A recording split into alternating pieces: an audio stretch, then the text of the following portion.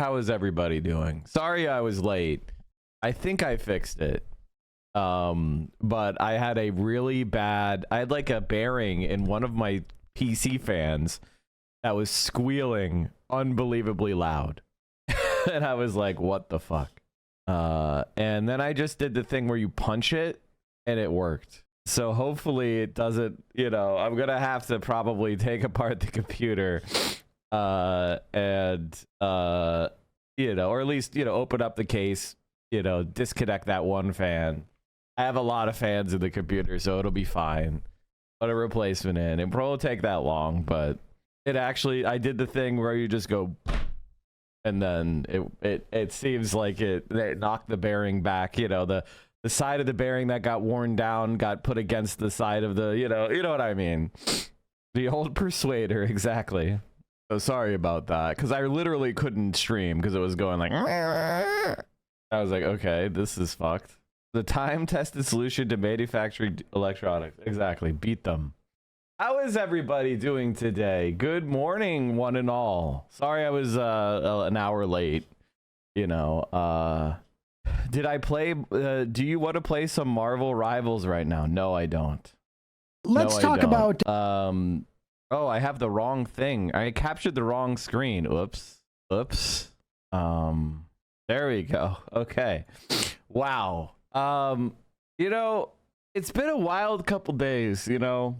And I have a message for everybody, which is just like the idea, you know, for a very long time, longer than we ever really had any kind of conversations, Destiny has seen me and Hassan as enemies and has tried his hardest to deplatform us, damage our reputations, spam anytime, you know, when Hassan went to USC, they got set up spam bots to send 21,000 emails. They spammed every single one of Twitch's sponsors to try to damage the reputation of Twitch and destroy the company. 27,000, yeah. They have tried to, you know, spread embarrassing information about me or Hassan from literally decades ago, interpreting things at bad faith, getting the attention of far-right legislators, trying to accuse us of anti-Semitism because of our position on Gaza, gleefully allying themselves with the likes of Tom Cotton or any of the other, you know, biggest scumbags in the entire United States, the people that are pushing us toward fascism and oppression of immigrants and trans people and women and the poor, destroying our planet with climate change. Those are their allies. If they think those people will help them destroy us. And now it's been revealed that Destiny is leading what amounts to an exploitative sexual cult where he gets impressionable young women who trust him into a sexually compromising situations, which he then records with or without their knowledge, and then spreads those pornographic videos without their consent all over the place to other people, which is a crime in most states in the United States, is a crime in the state of Florida in which he resides. The idea that we should ignore that this is, quote, drama, right? Like, if you hear that and you go drama, you are worse than Destiny.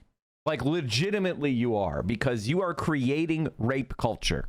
He is a single disgusting sexual criminal, which is a really bad thing. But if you help him cover it up, you're actually making it so many more criminals get away with it. He's just one criminal trying to get away with. If you're calling this drama, if you're trying to prevent accountability for it, you are actually creating rape culture yourself. You are perpetuating it.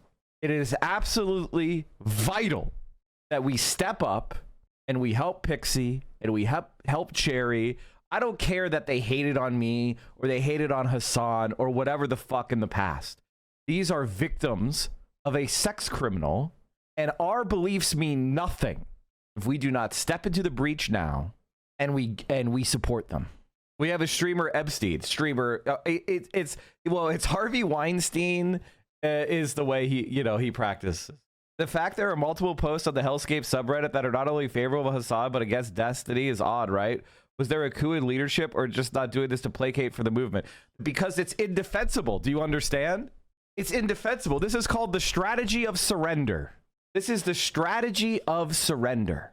And that is what they are practicing, which is they hope that if they just say, yeah, that's really bad, we can't defend it, that it'll go away, that we'll stop talking about it, because they understand that debate leads to engagement, leads to attention.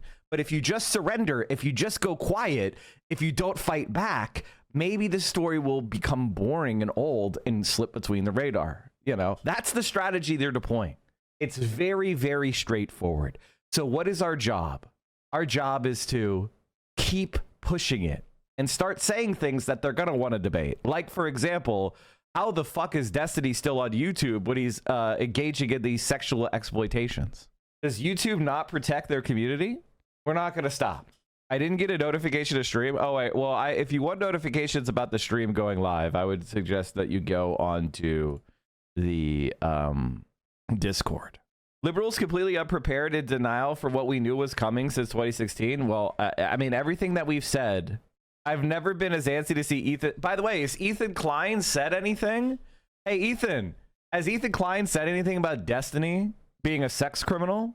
I mean, it was his close buddy. It was the main source of all the anti-Hassan clips. He doesn't have anything to say with his close old buddy, his friend, his pal. I mean, he just had Lonerbox on the stream. Lonerbox denounced Destiny. Why isn't Ethan Klein have a comment? I mean, it's weird. Yo, Yodel Esquire here. The atheist podcast community had an abuser outed a few years ago. The folks affected created the Creator Accountability Network. Can you send me more information on that, like in Discord? Address material conditions before streamer drama. This is exactly what I'm talking about. I think you may be stupid. Okay, you could just go. You can just go. I don't need you. I looked through your comments. Every single one of them is dumb as fuck. You're good.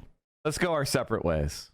The Sam Hyde thing isn't that, you know, Sam Hyde is ultimately is a disgusting Nazi. There's no doubt about that, but who gives a fuck? Like, he was on, you know, it is what it is. Destiny likes Nazis. It's his third Nazi that he likes. Like, you know what I mean? It is what, because he, guess what, likes the far right. But Destiny's such a huge voice in streaming political. It's not drama.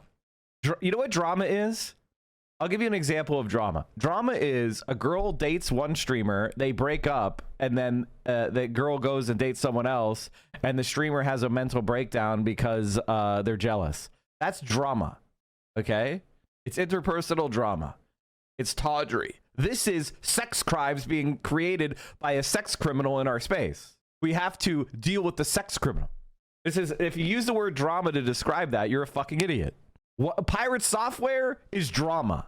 He misplayed in World of Warcraft Hardcore and then was an asshole about it. That is drama. That doesn't mean anything. But you know what got 8 videos made about it? You know what was on the top of LSF for fucking days? That. So it's time. These again. All right. We'll be talking more about that as we get going, but I just want to say that BadEmpanada has been totally redeemed, totally vindicated for his positions on these disgusting debate perverts, period. And so to have a little bit of fun, BadEmpanada went on the Deprogrammed, and these are some of my favorite people in the world, especially the content creation space. So I want to watch this because this just sounds like fun to me. I'm going to be collaborating more with you, Gopnik. You should really listen to what BadEmpanada has to say about Owen Jones. There's more to it than you portrayed on stream that one time. I mean, here's my take on the idea of going after people who had really bad takes on this issue. Politics is about recognizing that people are going to be pieces of shit and have bad takes and have done bad things as far as like their policy positions. I'm not talking about being a rapist, okay? The thing about Owen Jones is he was wrong and he was bad and he should have supported Jeremy Corbyn more and earlier. And he was, you know, he was always scared of being called an anti-Semite or whatever. And he helped like AOC push narratives because they were worried about themselves. But fundamentally, if he's on mainstream media and he's pushing the narratives we want pushed and he's pushing back against what would amount to a Zionist monopoly, I'm going to focus on that for now. I don't think BadEmpanada is wrong about Owen Jones. I just think strategically, it's not the best use of our attention. That being said, I'm not telling you to like Owen Jones. I'm not saying that. I'm just saying that this is the reality. The biggest problem is he hasn't recanted as big as previous. I might have to look into it. I admittedly I didn't watch it. But even that said, I mean, I think that Owen Jones is not. I mean, is he currently doing shit that's bad? It seems like he's pushing a good position now. You know what I mean? So it is what it is. It seems like he's doing more good now, but it is what. Again, I'm not trying to make him the leader of our movement. It's just recognizing he is a propaganda asset. Hugo here, one of the co-hosts of the show. What you're about to watch is a highlight from one of our most recent episodes. To get access to the full version, receive 2 exclusive episodes a month, get every episode 1 week early, and help us stay as independent as possible, support us on Patreon through the link below. Thank you. We aren't obligated to watch it because he's a leftist. I agree with that. The show. For the longest time, like a couple of years, Like I just sat there sort of watching this stuff, and I didn't really say anything about it because, you know, you're always scared of like Zionists brigading, like people spamming anti-Semitic at you, which is what they did to me and what they still do to me from supposedly leftist communities. Like, oh my God, what you said Palestinians should have their land back? Why do you want to genocide all the Jews? That's literally a talking point they used for years. They still do. But you know, I just saw that sort of thing, and I wasn't going to just sit there and let them do it. I did sit there and let them do it for like a year or two, and then I just said, okay, fuck, I'm going to start making videos about this. And then with the Gaza genocide, a lot of those people who previously pretended to be like empathetic moderates who, you know, were pro-Palestinian, but who also saw the humanity in the Israelis who just so happened to massacre them every 2 years. They turned out to be Zionists who just support Israel as they always had, and I started, you know, it became a lot easier to call them out. You know, it's a lot easier to call someone out when they're not just doing like wishy-washy fake humanitarian liberalism, and they're just outright saying, well, have you considered that toddler might have been a Hamas militant? Oh my God, yeah. Classic. Yeah. And I know this is a hard one, but who's your favorite digital Zionist warrior and why? And by favorite, I mean the most annoying. Though if you want, you can have multiple categories, like those with the most convoluted arguments, those who are just idiots, those that might be just misguided. But give me a few of your favorite characters in this game of clown. I'm trying to think like of one, but like a lot of them, like they don't even have names for me. Like they just like a Twitter avatar or like not even that, like an amalgamation because they just spam the same stuff. Alan Dershowitz is a really good one, but he's not really digital, is he? Alan Dershowitz is the classic. Alan Dershowitz is a Jeffrey Epstein ally, Harvard law professor. He defended Jeffrey Epstein, you know, close friend of Donald Trump, been on the island, you know, credibly accused of getting a massage from an underage girl, aka raped an underage girl. He's arguably more of the most I don't think he knows how to analog use a one of computer. them, Yeah. He's analog as in he takes a boat to an island and analogs children. Yes. Oh my God. Jesus Christ. All the feminist groups and the radicals who think this is the worst thing in the world, that anybody ever had any contact with Jeffrey Epstein, where are all those radical feminists when it comes to the Hamas of young Jewish girls? They are quiet. They are silent. My wife had a massage. I had a massage. They were therapeutic massages. I kept my shorts on, yes. There goes the monetization already. Yeah. God damn. Like, I'm trying to think of like a favorite, like I guess like the funniest one, like the most ridiculous one was Aristocracy, like the anime avatar. Oh yeah.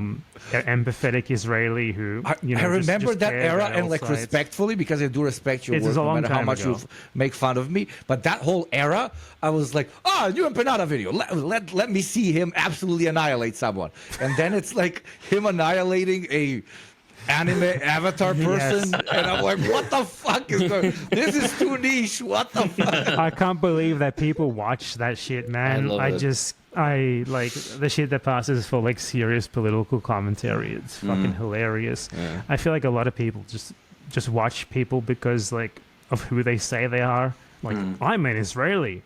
Oh, I gotta see your. No, I mean if I see someone who's like I'm an Israeli, I'm like next video. I'm not reading the rest of that.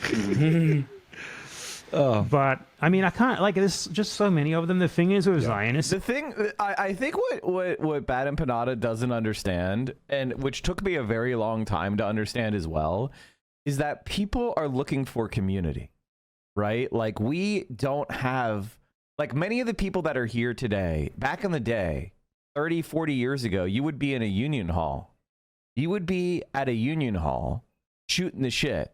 Maybe you'd be at the Polish club. Maybe you'd be at the, you'd be at your local spot. You'd have a good group of like 10 to 20 bros and you would be politically engaged, civically engaged locally. You probably would have read the morning and evening edition of your local newspaper.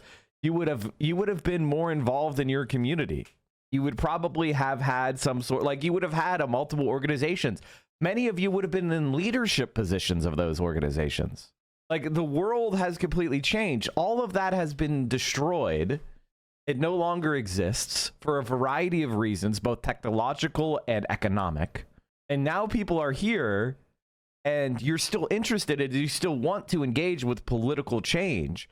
But the way to do that in the 21st century is to be part of a community of like-minded people. And the problem that we have is who you end up with. You know, there's a lot of different ways that you could end up in different places, right? And hi, how are you? I'm new here. I'm Brazilian. Hell yeah. Lula Livre. And I wanted to ask a question about the political events that have been going on between our countries. Steve Bannon and Eduardo Bolsonaro, son of the former president, were together during Trump's inauguration, and Steve gave a speech talking about approaches with Germany. Do you want the links? I mean, they're fascists. There's a fascist international is my answer to that. They're going to try to do some sort of coup in Brazil if Lula stands up to America.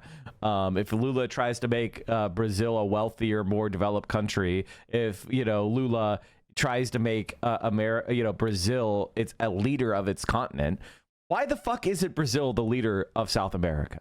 Why isn't there a South American Union with Brazil as like one of the key linchpins of that? Why the fuck are you guys all subjugated by America? That's crazy.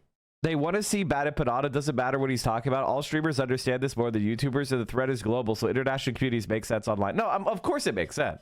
What I'm trying to say is like, the reason why I'm on this side of the camera is because I have a combination of traits, narcissistic traits, confidence, a certain verbal felicity, and the ability to recall facts quickly. And also the fact that I have, experience in a lot of different areas that I can draw on to provide higher quality analysis. That's why I'm on this side of the camera. You ended up here for a variety of different reasons. But one of the main reasons you ended up here is somebody you already liked either collaborated with me, rated into me, or there's an algorithmic link between me and them. I went on Hassan, I went on Majority Report, I went on, you saw me in a debate years ago or whatever. You were drawn in because of one of those things, and you stayed because, you vibed with my personality enough, or you agreed with what I was saying enough. And so that's just the way things work. And as leftists, we have to continually reanalyze material reality. We have to continually see, this is how conditions have changed. People aren't going to they're not going to the union hall anymore. Or they're not reading the morning and evening edition of their local newspaper anymore. They're online. They're on social media. So we need to create new pathways of organization and persuasion in the 21st century. And I think streaming is a very important aspect of that because there's high engagement and high participation. And so I'm going to do my part. I'm going to be part of the chorus. I think that my takes are good because I straddled the line between radical revolutionary action while at the same time not dismissing the importance of electoral attempts to control the state.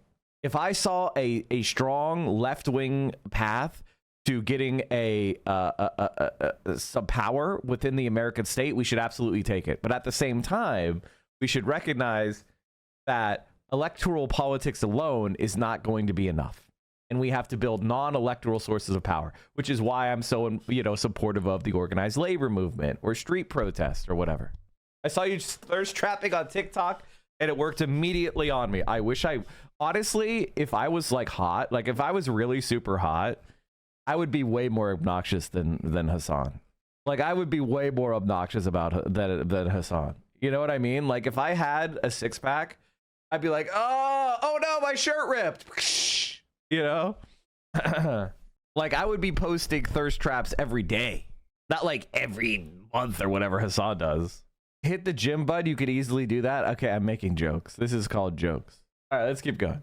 They're so generic. They don't really like stand out. I first saw you at 4 a.m. on Hassan's stream after the 2020 election. That would be I was on Hassan's stream, then I went on Will's stream, and then do you hear that? Can you guys hear that? Can you guys hear the noise at all? Okay, we fixed it. I was beating on I'm sorry, I was whacking the computer to get this squeak out. All right, let's keep going. Like they all say the same shit. They all sort of blend together. So to say that I had a favorite one would be implying that some of them have ever distinguished themselves, and that's just not the case. Who's the biggest meme? Who's the one that if you want a good laugh, or you just want to be thoroughly disappointed? Same principle, like, ooh. It's not even funny. You know, my favorite one. People pay to embarrass themselves. Yeah, my favorite clip of yours. You've been on a roll, by the way. Fantastic work, genuinely. But my favorite clip recently was the one where they're talking about what was H3H3. I forget their fucking names. Oh, he's a really funny one. I actually forgot him. Yeah, that's really funny. Ethan and Hila. And when they're talking about, X person's okay or Y person's okay from Netanyahu's cabinet. And they're all the biggest fucking war criminals. Yeah, and then after that, like, he spent like 5 days posting articles on his Instagram story trying to explain how... Well, actually, Yoav Gallant isn't that bad. You know, he might be denounced by even like the fucking like Europe-aligned ICC and all that. You know, he's like one of the two people in all of Israel who they chose to be the most responsible for the Gaza genocide. They singled him out specifically. But also, didn't you know that after he's like, we've killed enough of them now, guys. Let's stop. Oh, thanks. I guess he is a good guy after all then. And then they're also like, well, relative to other people in the Israeli government, he is moderate, he is centrist, he's not that bad. And neither of them stopped to think and ask, what does that say about this Israel country that we defend if that was true? Yeah. By the way, hold on. He put out a statement on this proposed ceasefire that may or may not go through now. That's in the news. He said, and I'm going to paraphrase, but essentially what he said was, I do not agree with the ceasefire, and I think the fighting should go on, but I will not torpedo this deal. I will not torpedo this deal. Yeah, he's like, I'm not your friend. How would he torpedo the deal? He doesn't have any official position. He was fired 2 months ago. He's like tweaking on Ozempic. Exactly right. I think what he means is that he's not going to try to pull strings through his political connections to make sure that the deal doesn't happen. He's still very influential, even if he doesn't have a position in the government. But it's funny how he's like, oh, I will let the ceasefire happen. Like, I'm not going to get in its way, but I disagree with this, and I think the fighting the genocide should continue. Yeah, it's funny how fluid he... Like, I mean, the reality is, like, Israel is not capable of defeating Hamas, because defeating Hamas would mean seizing all the land territory, occupying all of Gaza, which they physically cannot do, and then entering into the tunnels and fighting tunnel warfare. They can't do it. So, or they're not willing to do it because the casualties they would suffer would be so extreme. So what do they want to do? They're just bombing the entire surface of Gaza into the dirt. But that doesn't actually kill Hamas, right? Because, if that strategy, if they really wanted to do that strategy, like the strategy of destroy everything, it still wouldn't work. Because the world would see them, kill 2 million people and do a complete genocide? That would be even impossible to deny. So they're trying to do a genocide, but give just enough plausible deniability to the United States and their allies that they're not doing a genocide, right? And so some aid has to go in. And so certain, like the Palestinians that are in the organized resistance are the last people that are going to die in such a scenario. So they can't beat Hamas. They're not willing to do what it takes to defeat Hamas, which is enter the tunnels with their soldiers and fight tunnel to tunnel, because they would lose hundreds of thousands of troops. They can't do that as a nation. They're not going to do it. So they're going to try to do what amounts to a genocide of the Palestinian people over the course of years. It doesn't even, there's no strategic logic. There's no tactical logic going on here other than we bomb structure. And Anthony Blinken just said the other day that he thinks that Hamas has managed to recruit just as many, if not more, members than were lost in combat. He's basically saying that Hamas, as an organization, has not been degraded. And like this, like they haven't defeated Hamas, period. They haven't defeated the resistance fighters, which isn't just Hamas, by the way. It's other groups. There's left-wing groups. There's right-wing groups. There are literally, I think, 7 different groups that I think. Like, they didn't win. Now, did they do a lot of damage to the people and civilians of Gaza? Absolutely. But did they defeat the resistance? Absolutely not. He is like, he's a good guy. He's an anti-war voice. And then even Netanyahu agrees to a ceasefire, and he's like, no, actually, more dead babies now. Yeah. Oh, yeah, It didn't age well, did it? Jesus. That defense of him. Exactly. It did not. What would you, since we're talking about, liberal, I'm a good guy, actually, creators, what kind of arguments do they tend to use in support of Zionism, and how should we, as a, wider political movement, counter them? So, yeah, what kind of arguments did you find that very liberals simple. It's, but they're Jewish, they are like magic. Are you anti-Semitic? You think that Jewish people shouldn't be allowed to do bad things? But that's impossible. That's impossible. And the way that you deal with that, is like you just like you laugh in their face and you walk away. Honestly, no, they are that insane. The things that they say, it's usually okay. My personal experience is that it's all bad faith, and you went mute. He's gone. He's gone forever. They got him. They got him literally. My personal experience is goodbye. Technical difficulties. Connection has been broken up because anti-Semitism. He'll be right back. You're back. Hello. Okay. All right. Strange. There you go. That it just cut out. All right. I'm But back. how do we know that you are Hakeem, though? Oh, now, you know what? He Actually, disappeared, and now another guy with a voice changer. I'm sorry. Oh, no. Maybe you should cut that. No, you don't understand. It's nothing to do with God. It's a special ethnic essence that Jews have that makes them eternally oppressed. And that means they should kill all the babies in Israel, I guess. Or the Israeli Jews should kill all the babies. Sorry, they're going to clip that one out of context and be like, BadEmpanada said all Jews kill babies. Exactly right. Blood libel. But I'm not going to. Well, Here's the thing about the situation in Israel, and specifically. Anti-Semitism is by far and away one of the most dangerous bigotries, because it's already led to a massive world war. It led to the industrialized extermination of Jewish people in Germany, right? So it isn't like, a microaggression. It is the most horrible crime in history. However, crimes happen to people all the time who then go on and, commit even terrible crimes themselves. I'll give you an example, chat. Liberia. Liberia is a nation founded by the United States as a place to, quote, repatriate black people. It was the settlement movement, where basically freed American slaves were sent back to Africa to a country called Liberia. And what happened is Liberians reproduced the political and economic system of the southern states that they came. And many Afro-Americans in Liberia then started to engage in extreme exploitation and even slavery of the indigenous Liberian population. They reproduced the colonizer mentality for which they had just been liberated as victims. What does that mean? It means that colonization creates certain types of strategies and oppressions. It doesn't matter if you were a victim of a crime. If you go into colonizer's mode, you're going to commit the same crimes that were committed against you. And Liberia is probably one of the most sad places on the entire planet because the United States has continually interfered with it and made it worse. It supported the most evil people in the history of the fucking planet. Some of them were Liberian American allies.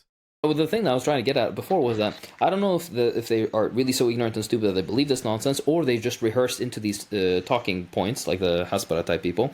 But it's usually incredibly easily debunked nonsense. Like the Arabs came, like, oh, Israel greened the desert, and then the Arabs came, which is objectively not true under any, like... This is not a claim you can even make. It's so outrageous that to even make it, you're silenced by the sheer level of stupidity, right? Isn't it the type of like what you? Yeah, isn't it what you're raised on is borderline impossible to shove out of your head, like in the that's like, a primary school education, etc., and then that shares. You have intellect. You have intellect to create. Right.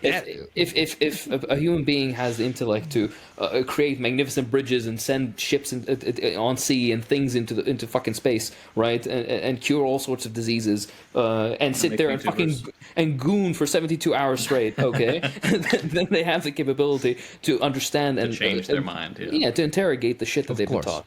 Right? It's not an excuse. It's far from the ultimately- excuse. Far from an excuse. I'm not giving an excuse. I'm just saying how I see it. I think a lot of people need to realize that some people just recognize that they benefit from certain things that hurt others, and they want to maintain that things. And by some people, I mean like a lot of people, like most Israelis. Like people are like, well, what do you expect? They were indoctrinated. Like, okay, like the average like gangbanger is indoctrinated like age 14 to join the gang and start killing people. Are we going to absolve them of murder then? Of course I mean, I certainly would. Gangbangers, do whatever you want. I support you 100%. But I'm just saying, like, by the standards of like your average liberal Israel supporter, that, like, that's not an excuse. It doesn't matter if you were like groomed into the gang when you were 14 years old. It doesn't absolve you of like murdering 2 people 10 years later. But for the poor little Israeli soldier who joined the military because he was indoctrinated about how evil Palestinians are, we need to forgive him, and he needs to be rehabilitated, and he needs to be made into our friend. This is like the argument they make for Hila Klein, the raider of Ramallah. Exactly right. Thank you for watching. To gain access to the full episode, receive two. I'm gonna have to check out that episode, chat, and I highly suggest you do as well, because we love all the people in that. We love the Deprogrammed. We love BadEmpanada. I fully endorse them. I mean, I may not agree with them on any specific point, but they're cool. They're cool guys. They're really, really cool guys. I really hope Majority Report decides to cover the whole Destiny thing. Have they covered that yet? Did Majority Report cover the story on Destiny? Oh yeah, let's check in with Tim. Because they've checked in a lot on things like Tim Pool's music video. So I just want to make sure that they go ahead and they cover that. That's just something to ask them, to make sure that they're covering that. I mean, it just happened, so I'll give them a few days, but. Mike, we got to be real. You and Hassan need to be mainstream voice. You need to be normie streamers and creators, political guy. You need to be the mainstream idea and regularly talking points that normie can pull out of their ass. Love mass ownage. I agree with you, but I want you to understand. I want you to understand something. If I was the mainstream political voice, the world would be a very different place. Has D harassed at Majority Report in the past as well? Yes. Continually. All right, we'll see what happens. I stopped suggesting content that the mods just clock you if they think we came from here. Really? Because I get raided by the producers. Who are the mods that are anti-Mike? I guess one of the things that happens in these spaces, and it happens in every stream, in every space, is that mods start acting bigger than their britches, which is they start interfering with the content. And they start going like, oh, I don't like this person because of some video I saw or some, bad faith accusation. And they start like interjecting. So if you see a mod in any community where the creator is cordial with me or friendly with me, you should let me know who they are. Like, you should absolutely know who they are so I can deal with it. Like that's the best thing, because getting those mods removed is something that's very important to help grow the community, right? Like, it is what it is. Speaking of, the anti-work Reddit mods banned all TikTok links because it's CCP propaganda today. What the fuck? What kinds of activism do I participate in? Well, I try to help people. I try to help left-wingers at all levels of electoral politics. We've had DSA chairs on here. I was a candidate in 2014, and I have gotten people elected at all levels of government, state, local, and federal. And yeah, I mean, we try to engage both in electoral politics and non-electoral politics, like helping organize labor, by helping join groups like that. So if electoral and non-electoral politics is something you enjoy, I'm sure you'll have fun here. All right, let's get on to the next video. Chris Hedges on how fascism came. And here's the reality. I don't know that I would call Trumpism fascism, but I would say that it is got a fascist spirit. It's crypto-fascism. It is proto-fascism. It is maybe even post-fascism. America's democracy was destroyed by the two ruling parties who sold us out to corporations, militarists, and billionaires. Now we pay the price. Written by Chris Hedges for the Chris Hedges Report, chrishedges.substack.com. Narrated by Eunice Wong. For over 2 decades, I and a handful of others, Sheldon Wolin, Noam Chomsky, Chalmers Johnson, Barbara Ehrenreich, and Ralph Nader, warned that the expanding social inequality and steady erosion of our democratic institutions, including the media, the Congress, organized labor, academia, and the courts, would inevitably lead to an authoritarian or Christian fascist state. My books, American Fascists, The Christian Right and the War on America, 2007, Empire of Illusion, The End of Literacy and the Triumph of Spectacle, 2009, Death of the Liberal Class, 2010, Days of Destruction, Days of Revolt, 2012, written with Joe Sacco, Wages of Rebellion, 2015, and America, the Farewell Tour, 2018, were a succession of impassioned pleas to take the decay seriously. I take no joy in being correct. The rage of those abandoned by the economy, the fears and concerns of a beleaguered and insecure middle class, and the numbing isolation that comes with the loss of community would be the kindling for a dangerous mass movement, I wrote in American Fascists in 2007.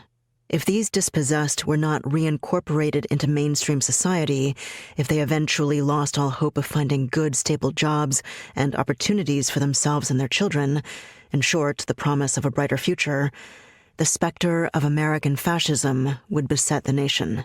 This despair, this loss of hope, this denial of a future, led the desperate into the arms of those who promised miracles and dreams of apocalyptic glory.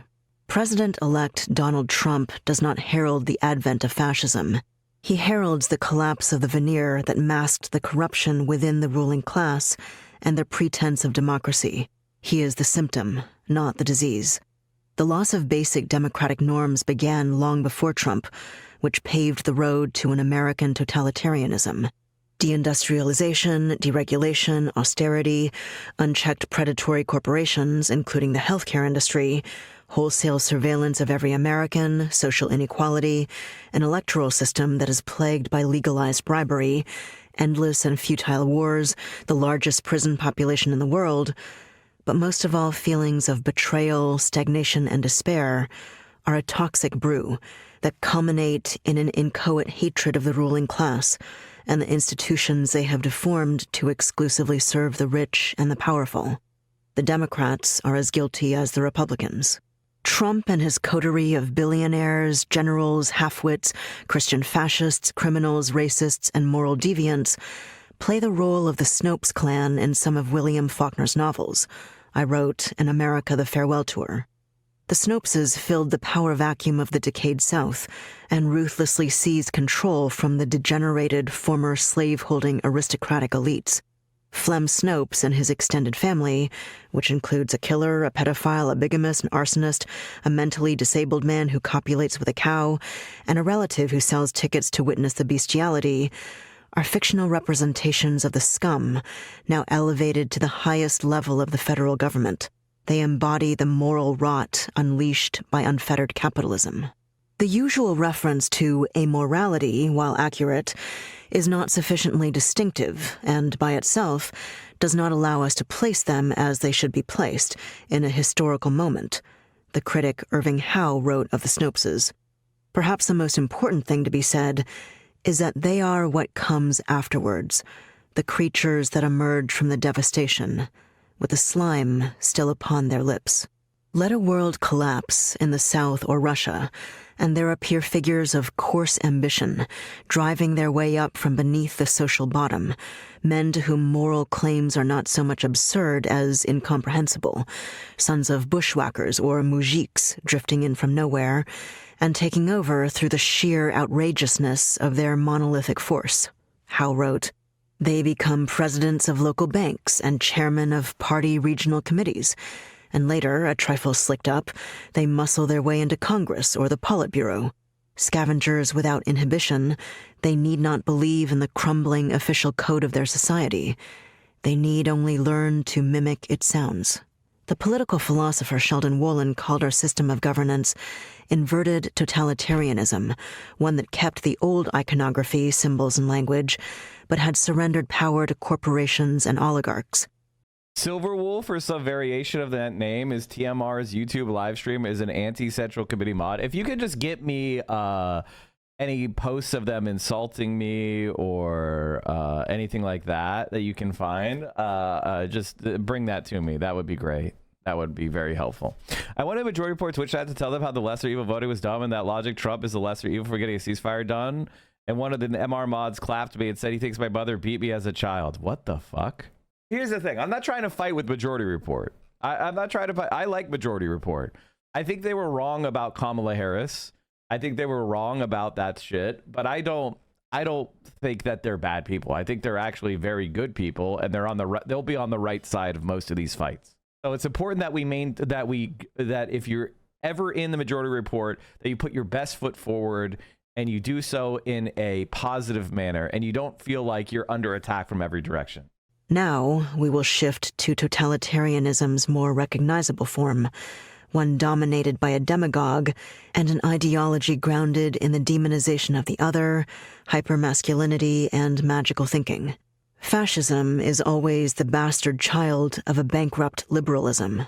We live in a two-tiered legal system, one where poor people are harassed, arrested, and jailed for absurd infractions such as selling loose cigarettes, which led to Eric Garner being choked to death by the New York City police in 2014, while crimes of appalling magnitude by the oligarchs and corporations, from oil spills to bank fraud in the hundreds of billions of dollars, which wiped out 40% of the world's wealth, are dealt with through tepid administrative controls, symbolic fines, and civil enforcement that give these wealthy perpetrators immunity from criminal prosecution. I wrote in America the Farewell Tour. The utopian ideology of neoliberalism and global capitalism is a vast con.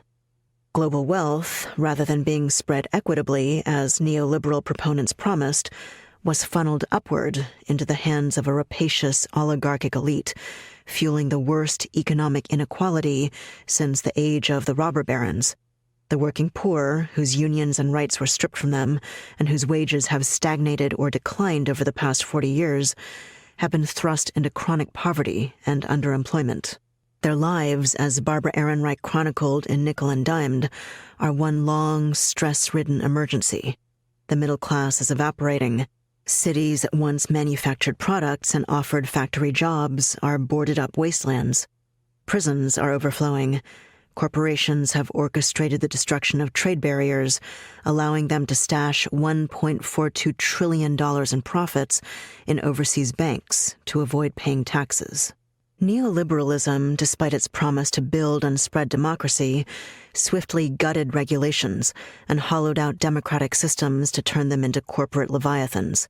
The labels liberal and conservative are meaningless in the neoliberal order, evidenced by... That's actually a really important point that Hedges is making here, and that I've been trying to make for a long time, which is, like, people sometimes say things like uniparty and things like that, and it's one of those things that, like, left liberals cringe at, because they'll be like, well, here's the difference between the Democrats and the Republicans. If I can find one difference between them, that means there's not a uniparty, and you're a bad person for saying that it's a uniparty. And the reality is that there's disagreement within the Republican Party, and there's disagreement between Republicans and Democrats. But fundamentally, on the most consequential stuff, they're the same.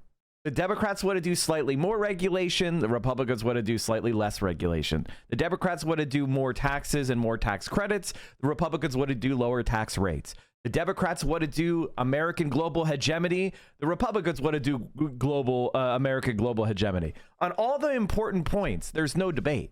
This is something that Noam Chomsky has talked about for a very long time, which is that you narrow the scope of acceptable debate and you allow vibrant debate within that small sliver. And everyone outside of that small sliver, like, is there any serious person running for office right now who doesn't think that America should be an exceptional global hegemon? I mean, it's just not even on the table. Everyone agrees. No, America needs to interfere with the internal politics of every country in the world. That's what the Truman Doctrine is. The Truman Doctrine is this, that America has the exceptional right to invade any country who has a politics that we don't like. That is the Truman Doctrine. There is no more anti-human and anti-democracy fucking position than that. And it is completely undisturbed or unchallenged. That's what we mean when we mean there's a uniparty. It's not that they're identical. Every single person is identical on every issue and there's no disagreement and none of the disagreements are important, but rather all the important questions are undebated. There is no socialism. There is no communism. There is no alternative to liberal, neoliberal, global American hegemony. And that is the crisis, because without those outside parties, without challenges to the very structure of those logics and those assumptions, then America is spinning off into disaster. Democratic presidential candidate who bragged about an endorsement from Dick Cheney, a war criminal who left office with a 13% approval rating. The attraction of Trump is that, although vile and buffoonish, he mocks the bankruptcy of the political charade. The permanent lie is the apotheosis of totalitarianism, I wrote in America: The Farewell Tour. It no longer matters what is true. It matters only what is correct. Federal courts are being stacked with imbecilic and incompetent judges who serve the correct ideology of corporatism and the rigid social mores of the Christian right. They hold reality, including science and the rule of law, in contempt. They seek to banish those who live in a reality-based world defined by intellectual and moral autonomy. Totalitarian rule always elevates the brutal and the stupid. These reigning idiots have no genuine political philosophy or goals. They use cliches and slogans, most of which are absurd and contradictory, to justify their greed and lust for power. This is as true for the Christian right as it is for the corporatists that preach the free market and globalization. The merger of the corporatists with the Christian right is the marrying of Godzilla to Frankenstein. The illusions peddled on our screens, including the fictitious persona created for Trump on The Apprentice, have replaced reality. Politics is burlesque, as Kamala Harris's vapid, celebrity-filled campaign illustrated. It's smoke and mirrors, created by the army of agents, publicists, marketing departments, promoters, scriptwriters, television and movie producers, video technicians, photographers, bodyguards, wardrobe consultants, fitness trainers, pollsters, public announcers, and television news personalities. We are a culture awash in lies. The cult of the self dominates our cultural landscape, I wrote in Empire of Illusion. This cult has within it the classic traits of psychopaths: superficial charm, grandiosity, and self-importance, a need for constant stimulation, a penchant for lying, deception, and manipulation, and the inability to feel remorse or guilt. This is, of course, the ethic promoted by corporations. It is the ethic of unfettered capitalism. It is the misguided belief that personal style and personal advancement, mistaken for individualism, are the same as democratic equality. In fact, personal style, defined by the commodities we buy or consume, has become a compensation for our loss of democratic equality. This is absolutely so fucking important of a point. Is like, how many people define themselves not by who they are or what they do, but what they buy, what they consume. I got a truck. It's got truck nuts. I roll coal and I got myself a gun. I am a conservative man. I don't like any of that queer Starbucks. I drink Black Rifle coffee. It's all about drinking a beer, but not that gay beer, not Bud Light, because they had a trans person on it once. I'm a man. It's like, it's not like I defend my family. I build my community. I defend the weak. I challenge the bully. I self-sacrifice for the better of all. No, it's like, I am an asshole and I exert my dominance. And it has no bearing whatsoever to a kind of social reality. It's a consumptive reality. Everyone is like, I'm a Hufflepuff. And the liberal version of that is, I'm a Hufflepuff and you're so Ravenclaw. It's the same exact shit, except a different brand. And so, like, but it has nothing to do whatsoever with serious weight or even a self-representation that makes sense. You know what I mean? It's vapid. I'm a gamer is another popular identity that people have. I'm a true gamer and you're a fake gamer. We have a right in the cult of the self to get whatever we desire. We can do anything, even belittle and destroy those around us, including our friends, to make money, to be happy, and to become famous. Once fame and wealth are achieved, they become their own justification, their own morality. How one gets there is irrelevant. Once you get there, those questions are no longer asked. My book, Empire of Illusion, begins in Madison Square Garden at a World Wrestling Entertainment Tour. I understood that professional wrestling was the template for our social and political life, but didn't know that it would produce a president. The bouts are stylized rituals, I wrote, in what could have been a description of a Trump rally. They are public expressions of pain and a fervent longing for revenge. The lurid and detailed sagas behind each bout, rather than the wrestling matches themselves, are what drive crowds to a frenzy. These ritualized battles give those packed in the arenas a temporary, heady release from mundane lives. The burden of real problems is transformed into fodder for a high-energy pantomime. It's not going to get better. The tools to shut down dissent have been cemented into place. Our democracy cratered years ago. We are in the grip of what Soren Kierkegaard called sickness unto death, the numbing of the soul by despair that leads to moral and physical debasement. All Trump has to do to establish a naked police state is flip a switch. And he will. The worse reality becomes, the less a beleaguered population wants to hear about it, I wrote at the conclusion of Empire of Illusion, and the more it distracts itself with squalid pseudo-events of celebrity breakdowns, gossip, and trivia. These are the debauched revels of a dying civilization. That was How Fascism Came, written by Chris Hedges, narrated by Eunice Wong. For the Chris Hedges Report, chrishedges.substack.com.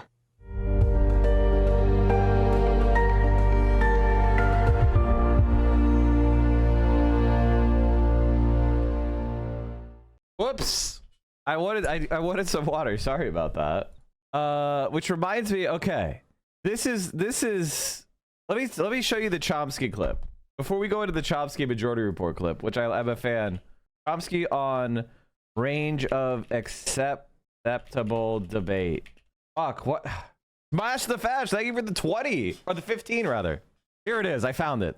Yes. Is to set bounds on discussion. There's supposed to be a spectrum of discussion. That's very crucial if you want to establish illusions. You got to make it look as if there's a debate going on.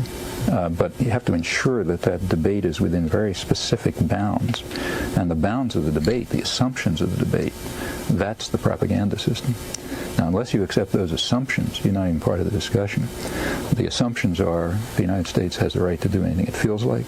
We stand for right and good is defined as what we do, except we're allowed to make mistakes sometimes because nobody's perfect. We are free and democratic. Whatever we have is basically perfect, aside from some mistakes which we can fix up. That's the bounds of the debate. If you accept that, you're part of the debate. And then you can be either a conservative who says, let's be more brutal and harsh, or a liberal who says, well, maybe it'll cost us too much unless we're a little softer. I have a lot of specific questions, but I'm just wondering in general what your reaction is to his view about why it's more important to critique and to dismantle the kind of propagandistic framework of left liberalism and the left liberal wing of the media than it is the right wing or conservative faction. Yeah, so he's articulate in pretty much every U.S. war from the Vietnam War to the present day. He articulated some version of this, and it's really powerful and important because once you see it, it's very illuminating, right? He says, look for the spectrum of debate, and in the Vietnam War, as he said there, it was between those who said we can't win versus those who said we can, and it goes on to say that what about the position that we shouldn't win because the war is fundamentally immoral, that we have no right to impose upon Vietnam a government of our own choosing, that we believe that the will of the people of Vietnam should determine the government of Vietnam. And the same is true, he pointed out, in the Iraq debate, in the Afghanistan debate. And I think today, and this goes to why it's so important to analyze liberal premises, as you look at the war in Gaza, you have people on the right like Rudy Giuliani, who, as he said, are quite honest. They say, well, we have to support Israel no matter what, even if they want to wipe the Palestinians off the face of the earth. The Palestinians are terrorists, and that's basically justice. I'm on the side of Israel. You're on the side of Israel. Donald Trump's on the side of Israel, and they're on the side of the terrorists. But I think you would find, we don't know. I don't want to say what Chomsky would say if he could be analyzing the present war, but consistent with his prior analysis is, but if you look at the Biden administration and Biden and Harris, the way they talk, he was talking there about how the liberals are more dishonest. And the Biden-Harris administration has been insisting that it is pushing for a ceasefire, that it laments the war. The president and I are working around the clock every day to get that ceasefire deal done and bring the hostages home. But this is, of course, completely dishonest. We know this from the State Department officials who have quit.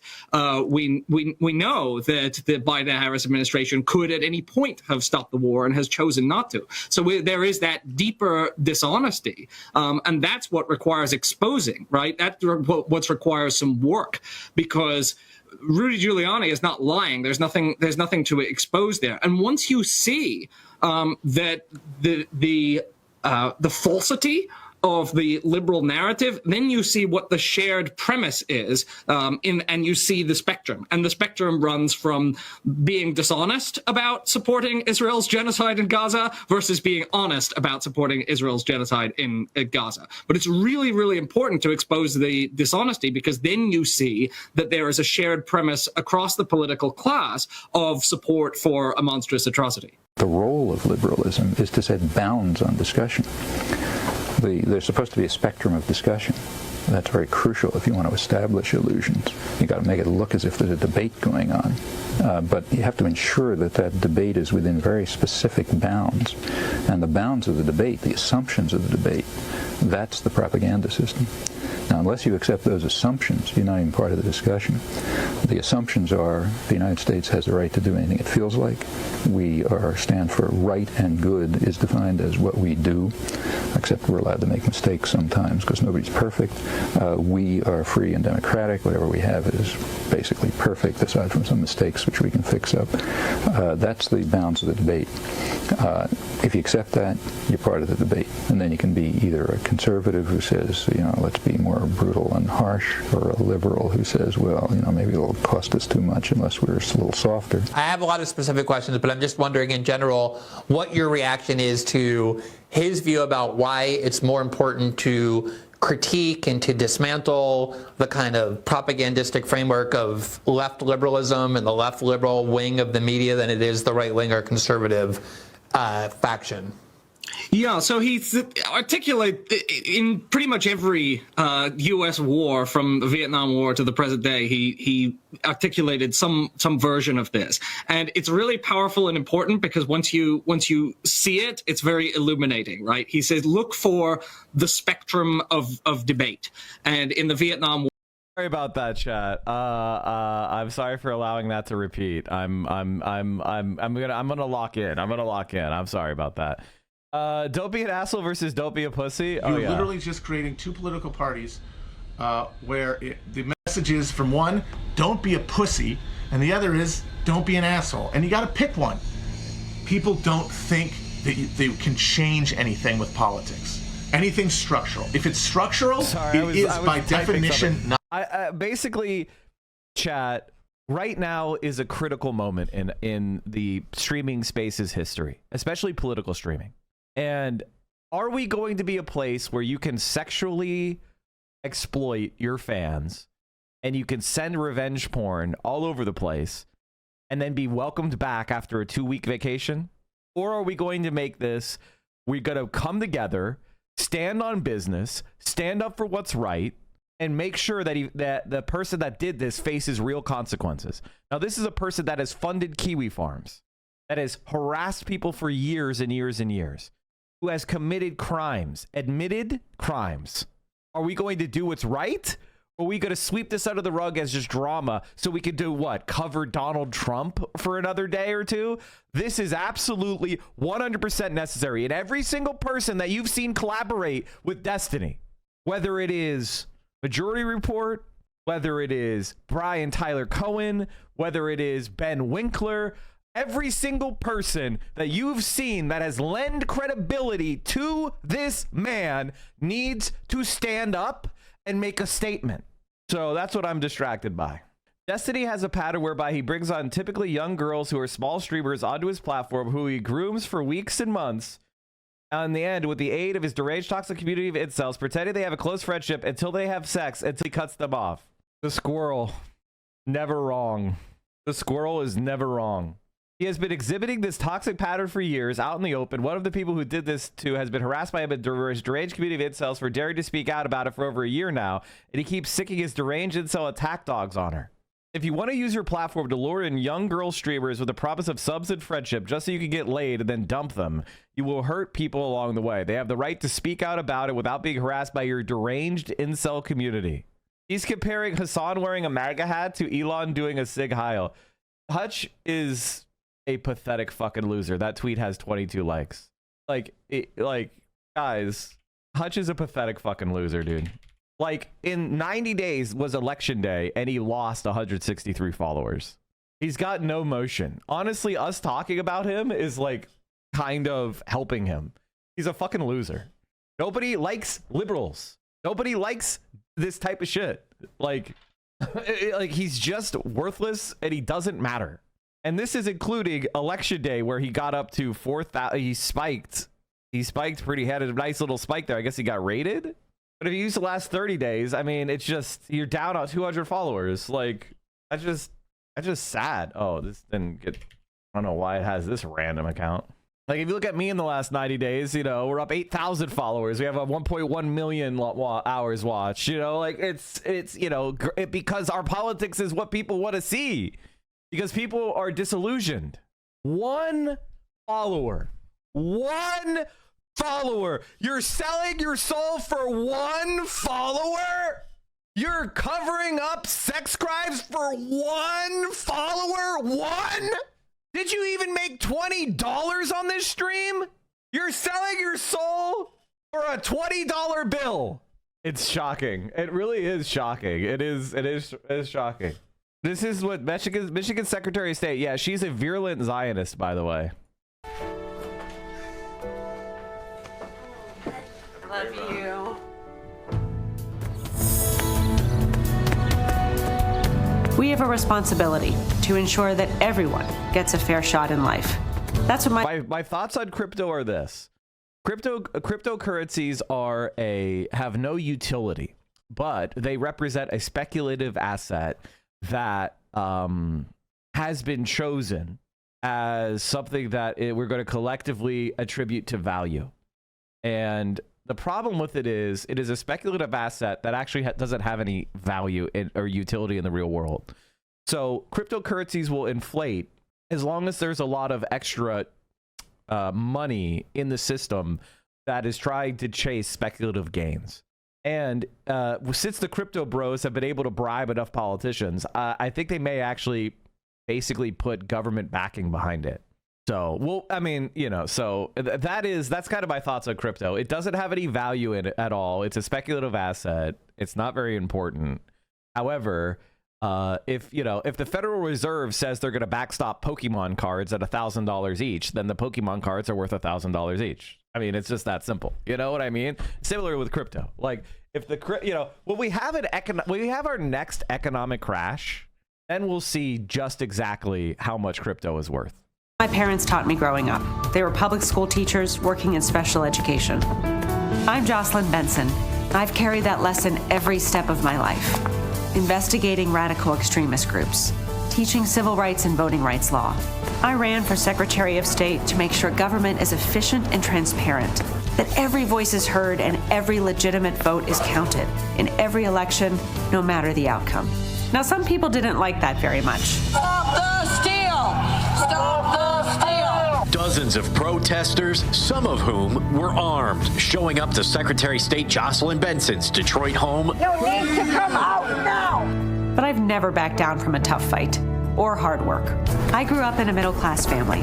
Student loans helped pay for college. Waiting tables helped pay the bills. When my husband Ryan deployed to Afghanistan, I brought together Michigan's military families to support our service members and each other. I know the struggles Michigan families face to find the time and the money to get by. So while running Wayne State Law School, I lowered costs by freezing tuition and expanding scholarships, while making it one of the top law schools in the country. As Secretary of State, we eliminated the long lines, expanded online services and self-service stations, and launched mobile offices to bring services to every corner of our state.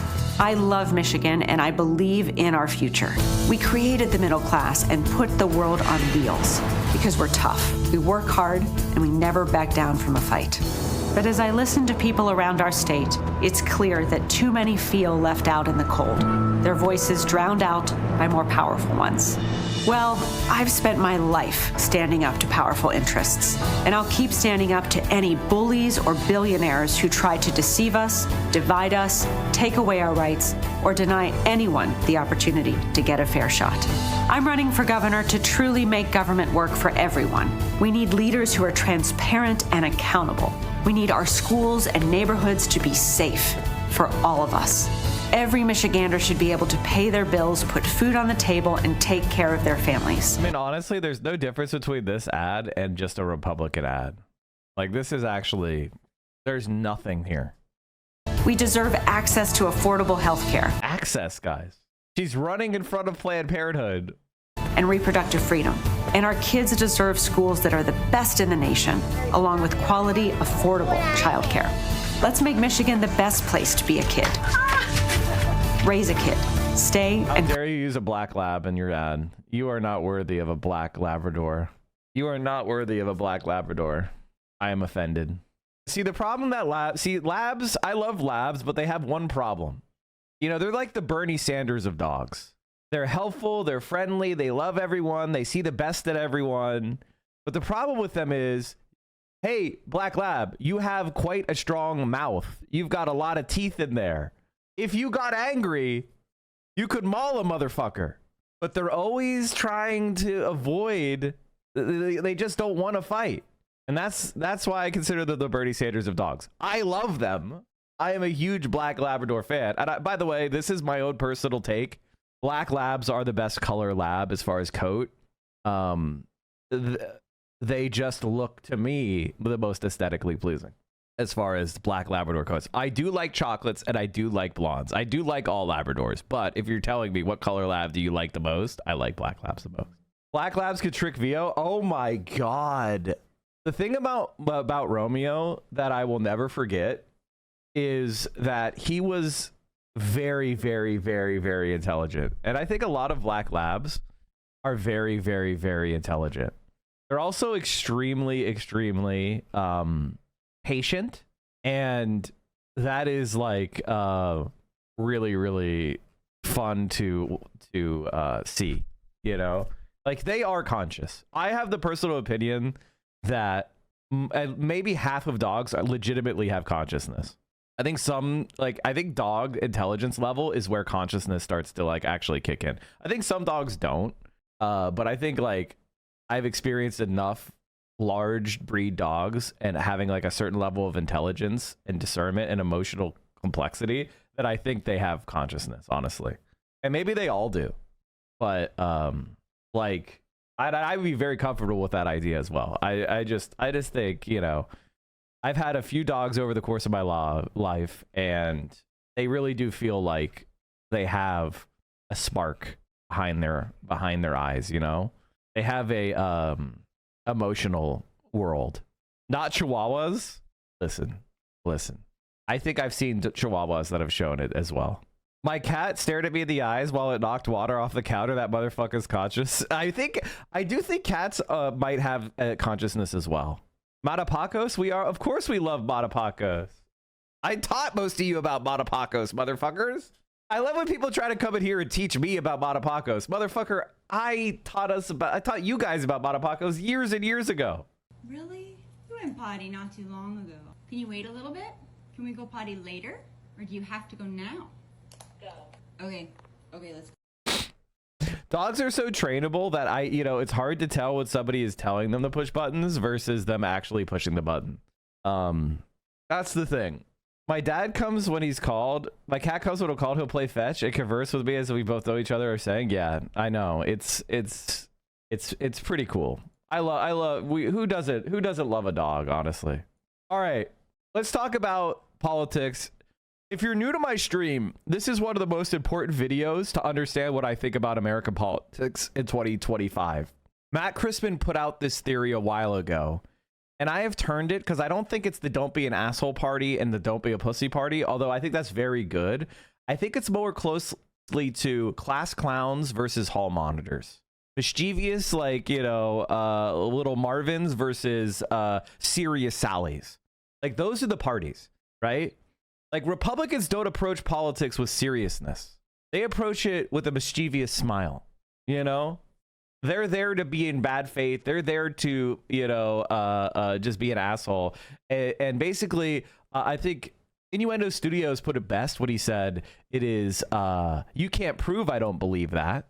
You're literally just creating two political parties where the message is, from one, don't be a pussy, and the other is, don't be an asshole. And you got to pick one.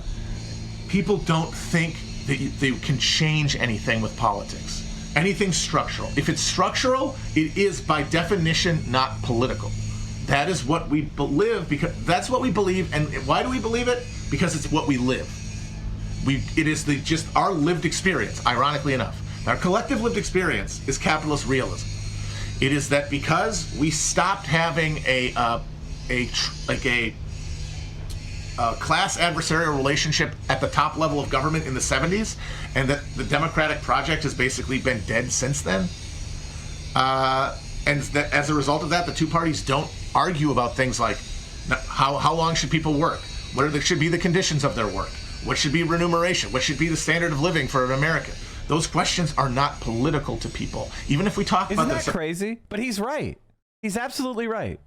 Guys, did Romeo pass away? Yes. Unfortunately, Romeo had cancer.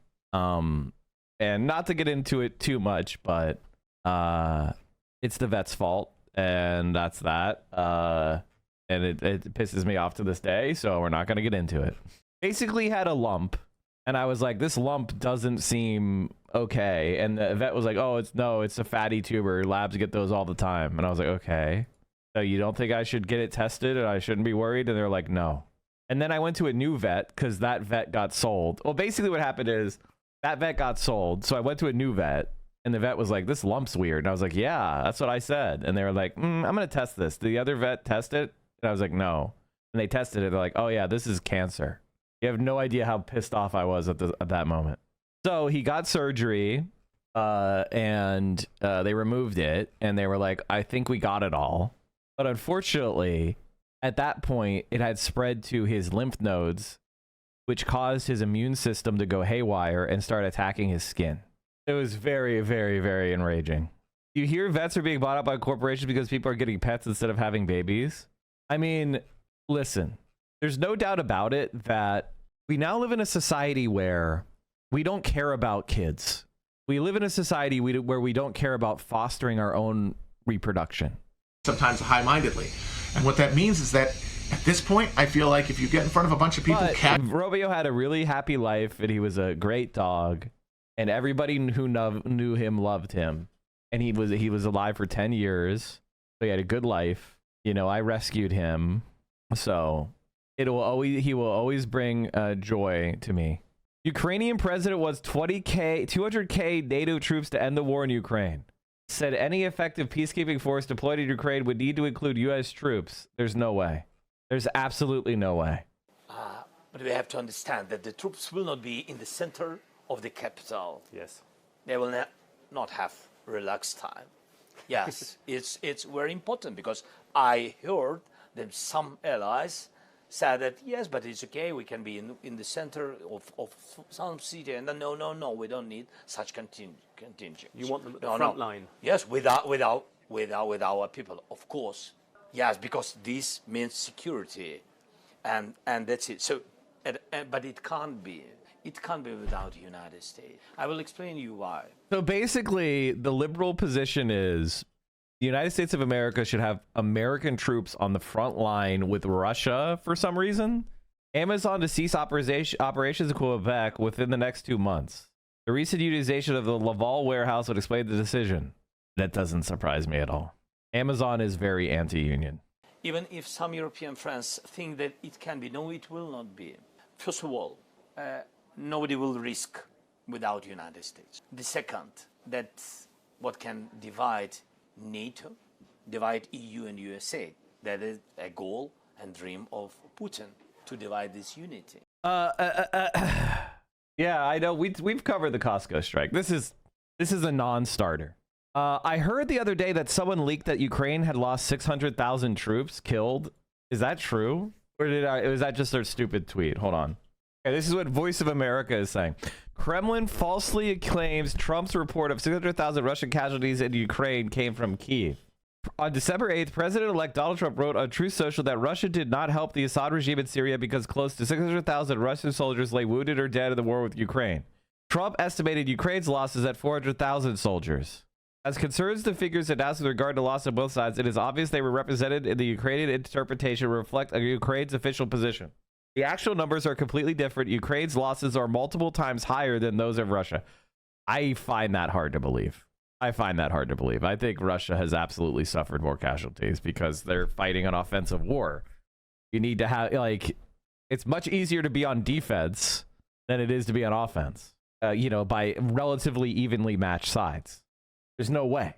Casuals who are going to just come into the polls because it's so easy now, they're going to hear you say, I want to get Medicare for all, and I want to make everybody have free college, just like Corbyn did, because Corbyn got to run a general election where he got to make his message spread in a country where they have a fucking parliamentary system where if he got in power, he could actually have done some stuff because they don't have our stupid fucking constitution. It's majority rule, and yet in the red redoubt there, the red wall, they went for Brexit because Brexit was more real to them than the stuff Corbyn was promising because they didn't think he was telling them the truth. And even though some people are going to be disarmed by the genuineness of a guy like Corbyn and Bernie, and that's going to get you some people, it's not going to get you enough people. I mean, I think that he's right. And I think that he's right. And the reason why I think that he's right is because that's facts. That's what happened. So what does that mean? Does that mean you can't win? No. I think what we actually need is a mean left. And I would draw your attention back to FDR.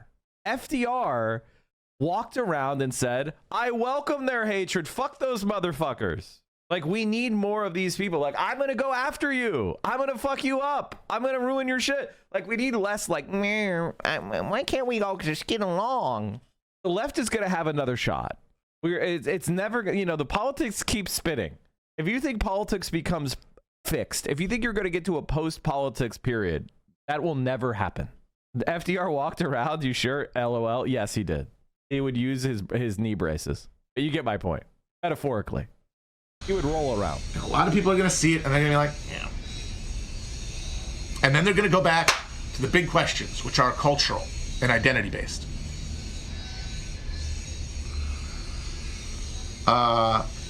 And I think one of the big reasons that there's a disconnect here, and that, like, the political class, and by that I mean literally people who pay attention to politics at all, and give investment into their vote, they believe that when they think of a political party, they think of it as a historical entity. And they think of it as having a history of things that it's done. And as having a coherent platform that involves things like distribution of resources. But the thing is, that's only if you learn that shit and keep it in your head when you think about the Democratic Party. For these casual voters who will come in, if there's a breeze, they will be blown into the voting booth. They only see the party in front of them. And the Democratic Party is the party that just says, don't be an asshole, in a wheedling voice. Say, come on, guys. Do we have to be so mean? Because, as Trump says, Trump's big rejoinder to the kids in cages is, who's built the cages? And the thing is, we're going to have cages. And the question becomes, culturally, are we going to be an asshole about having the cages, or are we going to be a fucking pussy about having the cages? And that's the difference. Liberals say, we got to have cages, but don't be an asshole about cages. Liberals, Republicans say, look, we got to have cages, don't be a fucking pussy about cages. That's it. Those are the two parties. As people understand them, as cultural signals. Like those things in the older generations, the people that make up the leadership of these political parties and are largely, like, disproportionately heard in its culture, such that it is its political culture, its self-conscious political culture. They all remember a time, lived in their lives, when there was some sort of ideological coherence and meaning to the Democratic Party that involved material relationship. But people living now, certainly ones who just decided to vote in 2020, do not have that. They see the don't be an asshole party, the don't be a pussy party, and whether you want to be an asshole or a pussy in America comes down to, did you go to, someone say it. Someone say it. College. Thank you. That's it. Boop. Educational attainment. Did you go to the etiquette school? A thing that used to get you entry into a real middle class, right? Because you get a professional degree and it would give you an access to a professional lifestyle. Those are gone, but the attendant social prestige is still there. And so people still go to college and consider themselves part of this thing, even though it doesn't get them anything but the same gig economy job everybody else has. But it changes the way they vote. But not on a material basis, because that's not part of our politics. And then you have the people who, and in college you learn, hey, we're moving papers around in here. We're muffling all the horrible shit that our system creates, all the blood that we create. Well, we create a bunch of bullshit language that we talk to each other nicely, good phrases, and we raise our pinkies up. We learned this from the British when we talk about how many fucking slave barges we've just moved through the port of fucking Equatorial Guinea. We have acculturated ourselves to the brutality of extraction, of being. Well, here's the thing. A lot of people have been taught, and this is the most important thing. This is what separates socialists from liberals. Liberals believe fundamentally in a conservative worldview that says there's only so much good to go around. And because there's only so much good to go around, I'm going to do what I can to give as much good as I can to the people that I love. And then when we run out of good, I've made sure to get enough good for me and mine. And that's just, we're in a dog-eat-dog world, There's only so much good to go around. And they're fighting for their families. I'm going to fight for my family.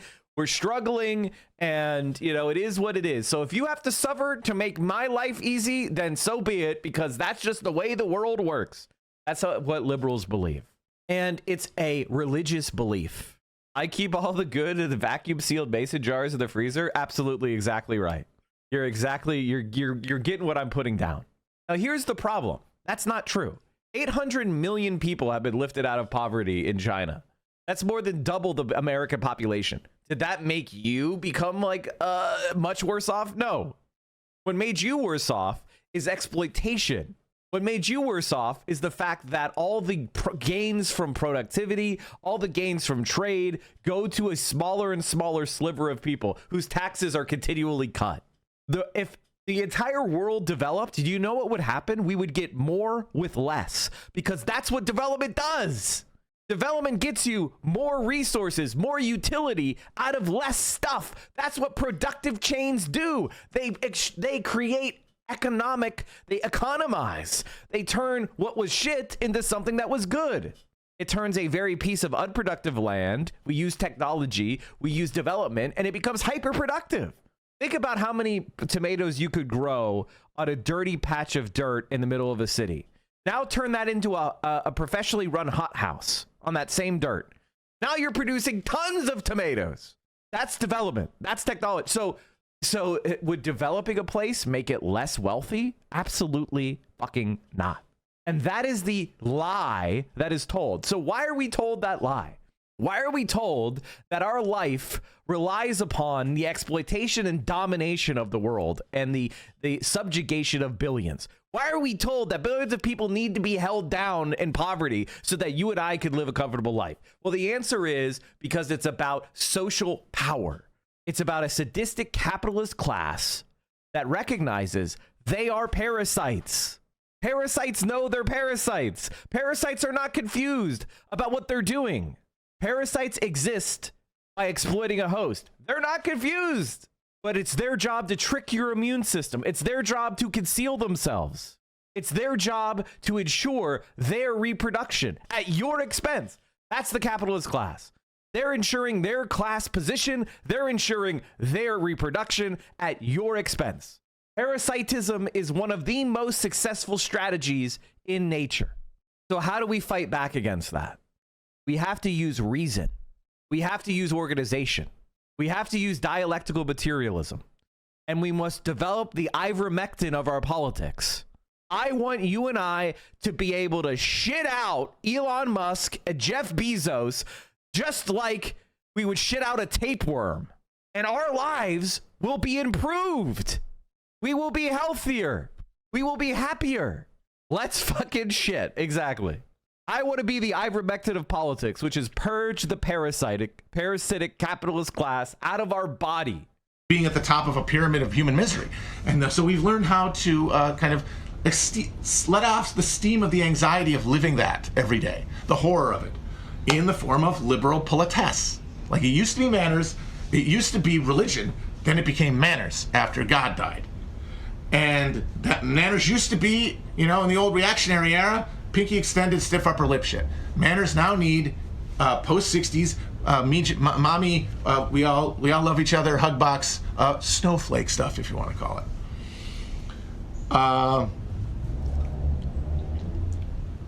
And so you go through that fire and you get the message, don't be a fucking asshole. Now the thing is, a lot of guys are going to hear, even going through that system, just because you think, I'm actually going to make money out of this. Like the ones who go into college thinking, hey, I'm going to really get a career out of it. The suckers, in other words, they're going to come out reactionary. Because fuck this, you know what, I want to be an asshole. Because the don't be an asshole thing, it's so awfully condescending and sadistic and contentless. It has no meaning related to anyone's actual lives. It says, keep your voice down.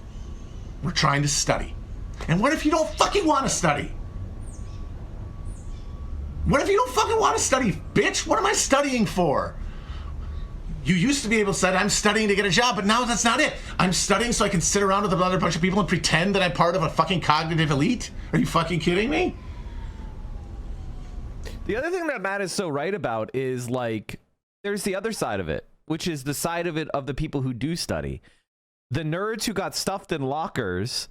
Have you ever seen that cartoon which shows like a high school and it's like a black guy and he's dressed like stereotypically like Urkel and he's got a bunch of books and then there's a couple, and then there's one, you know what I'm talking about? You know that cartoon I'm talking about? And then there's a second panel, and that he's like a rich executive, and she's a single mom.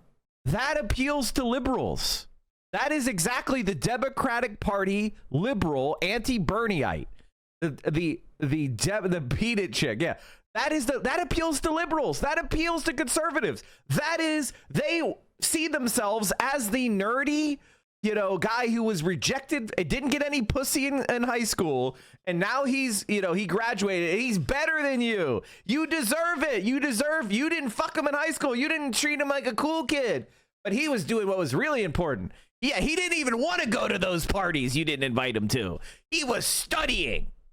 And now his life is great, and you're suffering, and you deserve it. Eat shit, bitch. That is literally what is going. So on the one hand, our politics is pulling away toward this like cultural milieu, but you have to understand it goes both ways, right? Liberals like the feeling of superiority. They like having those framed diplomas on the wall. They like calling each other Esquire, you know, when they graduate from law school. You know, they like to credentialize and build up this armor of paper for their ego, as opposed to measuring the material conditions of society. Everything is a gold star that they want to show, you know, put in your face. Like, we are perpetually the 5-year-old that wants to put our shitty painting on the refrigerator instead of actually filling that refrigerator with food like an adult. That's why you have 40-year-olds going to cosplay as Hufflepuff. All right, let's keep this banger going. But one of the things about that was once you're out of that, there's the sucking sunk cost. And it's like, shit, I'm not going back. I'm not going to be like my dad. No, I'm a good leftist. I'm a lib. And it's going to affect you regardless of what your gender demo is, or race, or whatever. But if you didn't have that experience, if those manners and the anxiety, the social anxiety related to being aware of things like privilege didn't like seep into you and like become constitutive of your ability to enjoy yourself, which you can only get in those experiences of collegiate brainwashing, then what do you know? You don't fucking give a shit. And that means when someone tells you to keep your voice down and tells you to don't be an asshole, you're not thinking, you know what, you're right. You're thinking, you're lying. You're just saying that to get me to be quiet because you're a fucking selfish asshole like we all are, and you're saying some bullshit about, oh, we're gonna all get good grades on the thing. It's disingenuous. It's a lie. Oh, the cage babies. You built the cages.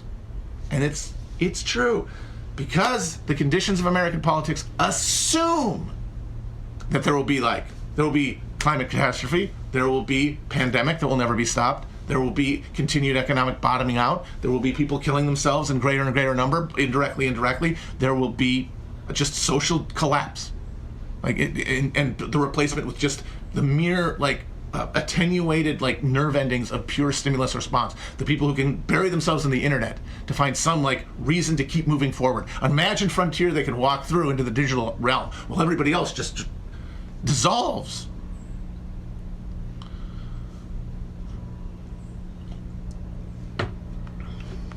And we are seeing this with the vote. Race is being, we're seeing the poll. Now, the biggest weight, the most dramatic one you can see it is Latinos. And of course people say, those Latino men, it's the machismo. It's like, well, that's kind of true in a vague sense, in the sense that the Don't Be an Asshole party is feminine, culturally marked, and the Don't Be a Pussy party is masculine. And so if that's just down to boys versus girls, if politics is and just... By the way, the thing is, me and Matt, and I don't want to put myself on Matt Christman's level, because I think Matt is actually one of the greatest of all time. I think that Matt Christman, and Matt had a stroke, which was probably one of the most damaging. It's really weird that both Matt Christman and Michael Brooks both had blood clot issues. But leaving that aside, Matt's analysis here is dead on accurate. And he predicted what would happen. And we saw it happen in 2024, even to a greater extent, which is what? Which was a swing by these working class Latinos, especially Latino men, away from the Democrats. Why? because material reality no longer, there's no longer a material reality in voting. Like, you're not getting anything. Boys versus girls, and you think you're a guy, well, why wouldn't you pick guys? Unless you wanted the girls to like you. And you only learn that when you're sitting around with the other kids at the fucking tea party in college. So if it's the dudes rock party and the hens party or whatever, I don't know. A woman should name the equivalent of the dudes rock party, because obviously this is not dudes rock. It's awful. It's toxic masculinity. It is. It's awful. It's bad. Its political expression is noxious and awful. The policies it proposes are terrible. But they're the same policies and the same outcomes that the Democrats do. They're just coded differently. And so, because Latinos do not experience race in America the way that black people do, because no one in America experiences race the way black people do, and the idea that, like, because we invented racism, through capitalism, but like branding black labor to keep it, trackable in absence of greater technological ability. Like, if they had chips in people's wrist that could like blow up if you weren't working enough, they wouldn't need a color system. It was that I'm taking people to the new world. I don't want them to first run away and start a farm with the Indians. It's just a hell of a lot harder to do if you have a completely alien culture and fucking a notifiable color difference that marks you as out of place, if not accounted for. And so, but then we took all the people outside of this, mostly liberal whites, basically created these theories where they listened to minorities, they listened to lived experiences of being a minority, but then they took them and applied them to the only rubric they knew, which is white and black. And Latinos do not experience race the way that black people do. And the evidence for it is this fucking election. Think of the way that that Trump... He's been back on Chapo, building his confidence back up. Kush will rise again. I really hope so. I really hope he can recover more and more over the years. I know it's a slow process because he's such an important voice. And he's so insightful and he's so intelligent. And I really do respect Matt Christman. Even if it's only one way, I don't give a shit. I don't care if people like me or not. If I think they're smart, I'm going to tell you they're smart. I don't think he has an opinion on me at all, but you get my point. I think sometimes people think of me as more of a sock dem than I am, because on Twitter, I only post that stuff that pisses me off. And the stuff that I really find non-productive is people constantly whining about Bernie Sanders not being left enough or whatever. I find that to be completely fucking stupid. And but I definitely criticize Bernie a lot. It's very funny. So if you only saw my Twitter, maybe you think that. I don't know. He's one of the greatest Marxist humanist thinkers of our... I mean, absolutely correct. Guarantees that he will never get... No Republican will get more than 10% of the black vote, right? It doesn't happen. It's not going to happen. He might have done a little better with some black men, but that's the ceiling for... And if you think about it, when you think of the way every other demographic breaks down in this country, that's an insane statistic. Especially when you consider how many black people are in this country. That's a crazy amount of real estate that they are ceding and cannot even hope to get off the block. Meanwhile, Latinos are fluid. And even though he went hard anti-Hispanic, he went hard anti-immigrant, hardcore anti-immigrant, and that said, oh God, what are they going to do? He actually didn't do that bad. He did a little better than Romney, I believe, with Latinos. And then what's this? He's done even better again. Because all that stuff about the kids in cages... It's not experienced as that level, at the visceral thing. The BLM stuff, every police killing, I think, it reverberates through the black community in a shockwave. But kids in cages, if you're an American Latino, there are so many different things that can mean, from being a fucking Gusano in South Florida to a fourth generation Mexican American in Texas or something. You're an American, and those kids in cages aren't, and that's deeper. They're not your fucking kids. They're from fucking, they're not, it's not, they're they're from fucking El Salvador. I don't know those fucking people. They're not my kin the way that George Floyd's death is felt as a collective attack by black people. And so that means they're not going to respond to race the way black people did, which means they're not going to be the malleable mass that the college-educated elite that make up the Democratic Party can mold to their liking. Oh no, what's this? It's packing away. Oh no, our stuff's only working on the college-educated ones. Oh shit, what about the rest of them? Oh no, oh what's this? The society's breaking down along class lines. Oh look, they're going away. And what is that? They went to the Dudes Rock Party.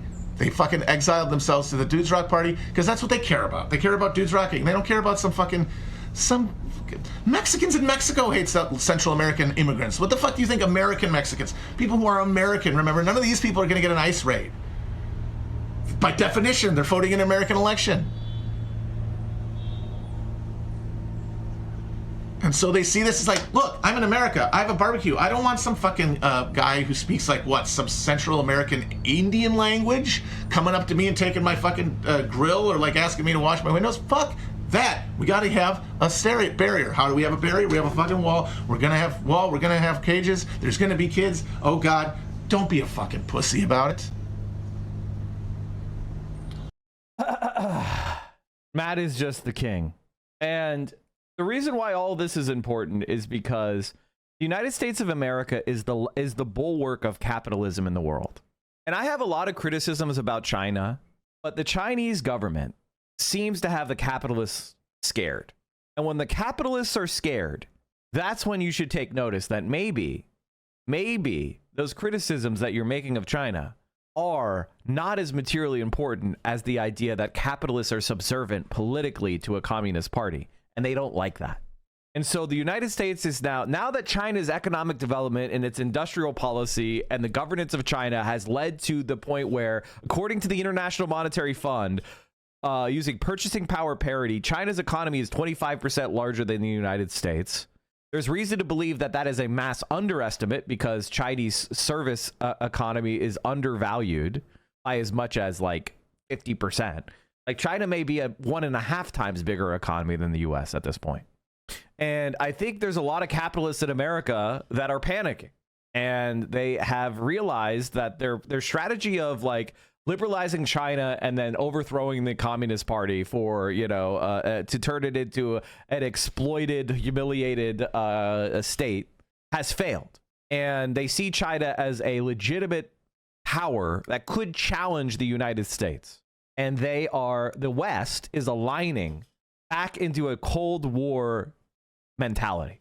Both Republicans and Democrats are unanimous in this opinion. I got into an argument on a first date with this girl who feared government power and thought private businesses was the only force to combat it. How do I respond to that? The answer is she doesn't understand how our government operates today, which is it is a corrupt corporate government. And that without government power, businesses wouldn't exist in the first place. So the government power she's afraid of is literally private power. It's literally the capitalist class. It's literally the bourgeoisie. We live in a dictatorship of the bourgeoisie. Private property is more important than human life. Much of this stuff that sort of like brings us up, is historical. But there are a couple of things that get touched on, and in the book that are very much in our future, and particularly in terms of our relationship with China. Give us a sense of what Chomsky's perspective is on this dynamic between Taiwan and mainland China. Well, it's certainly not a defense of the authoritarianism of the Chinese government. But what he does point out over and over is that China is portrayed as a threat to the United States without much evidence for that. And a lot of things that are done in response to the perceived China threat, in fact, create the very threat that they're intended to guard against. There's been all this talk about the, quote, pivot to Asia that a lot of people in foreign policy circles believe is necessary, which consists a lot of kind of militarizing the region that is called the Indo-Pacific. This, in turn, makes China feel surrounded by U.S. military power and creates a military response, which in turn creates further evidence for supposed China threat. And again, this is a situation where we do to China things that we would perceive as aggression if they were done against us. Chomsky points to the Cuban Missile Crisis, the stationing of Soviet missiles in Cuba in 1962, this idea that by coming into our domain, that was an act of aggression. Well, we do similar things to China, but we don't expect them to interpret it as an act of aggression. We talk a lot about Chinese spying. There's a new thing just today in the paper this morning about Chinese hacking, but we don't talk about our spying in China, which is also extensive. We expect them to tolerate things that. Hutch is finally discussing the Destiny shit right now. Classic distancing rhetoric. Maybe we'll take a look at that at some point. I don't want to give him like 10 times the eyes that he would ever normally have.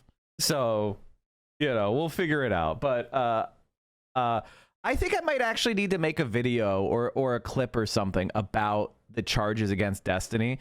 Can you guys, and maybe mods can do this, if you could bring me the common counter arguments to Destiny being guilty of revenge porn, I would like to debunk all of them.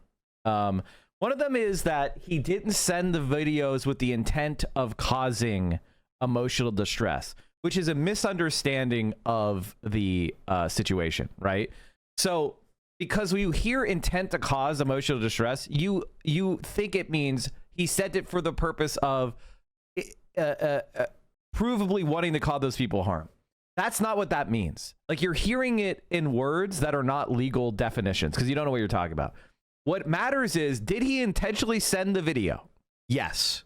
Was the reason he sent the video privileged, meaning it was, yes, he sent the pornographic video without consent, but the sending was legal, like he was given a subpoena and to produce it for court, or he was it was some sort of direction, like he was sending it because of an exception to privacy, right? The answer is no. Okay, so he sent the video intentionally. Was the purpose of sending it done in a permissible fashion, like for a good purpose? No. And then did it cause emotional distress? Is it malicious? Now, malicious means, and this is something that's very important and for people to understand. I try to explain this. Let me see if I can find it exactly for you here. You see, I'm looking up a legal dictionary. Just give me 1 second. Okay, here we go. In criminal law, malice indicates the intention, without justification or excuse, to commit an act that is unlawful. And even when so that is what they mean. So, like, so long as the defendant recognized that their actions created a substantial and unjustified risk of death, but engaged those actions nonetheless, such malice is characterized as that which displays extreme indifference to human life. That's what he did. Here you go.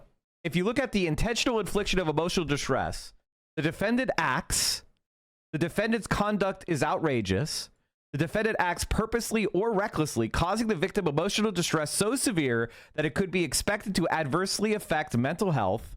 The defendant's conduct causes such distress.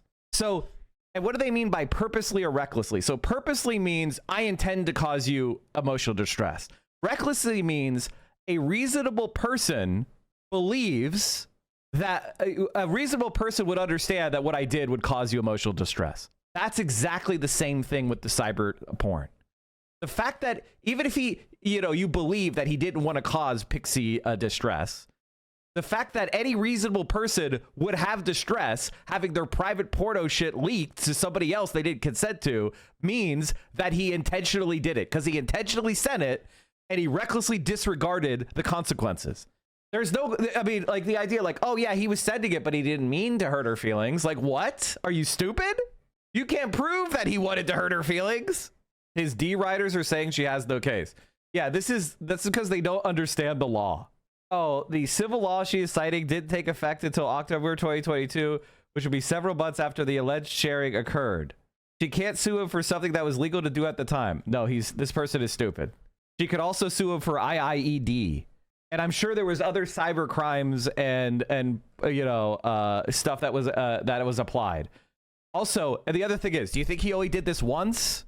There are multiple women that are coming forward saying that they received this type of shit. According to Pixie, multiple women have come out to her, and I think she posted this publicly. Like, this is Like, what are you like? It's incredible how the non-lawyer Destiny fans just post random ass shit they Googled and think they've got it figured out. Actually, incredible how dumb they are. We would never tolerate ourselves. And what Chomsky points out is that to understand what the actual situation is, you have to understand what... She absolutely has a case. It's a cut and dried case. Like, there's never been a case that was stronger than this. He admitted it. He admitted it, and he admitted remorse for it. There's never been a case that has been stronger than this case on the area of cyber porn or cyber stalking and harassment. D. Riders need a Westlaw. Yeah, they're really doing some great job. Yeah, I saw that, Rusty. What both sides are doing. And in fact, this is the situation with China is an example of what is classically referred to in foreign policy as the security dilemma, which is a name for a situation where each side takes actions that it perceives as defensive, but that the other side perceives as offensive. And one of the core arguments that Chomsky makes about why U.S. foreign policy endangers the world, as the subtitle of the book says, is that we don't ever analyze the things that we do, we always perceive as defensive, that are then perceived as aggressive by the other side, that then create a reaction that we perceive as aggression, requiring more things that we see as defense or security on our side, which creates further reaction on the other side. And that understanding, self-scrutiny, know thyself, he says, is crucial to keeping these conflicts from getting out of control. Like the conflict with China, he warns that if it gets out of control, I mean, this could be a nuclear war between great powers. I mean, it could be a massive arms race. It could be a real human catastrophe, the worst in our history.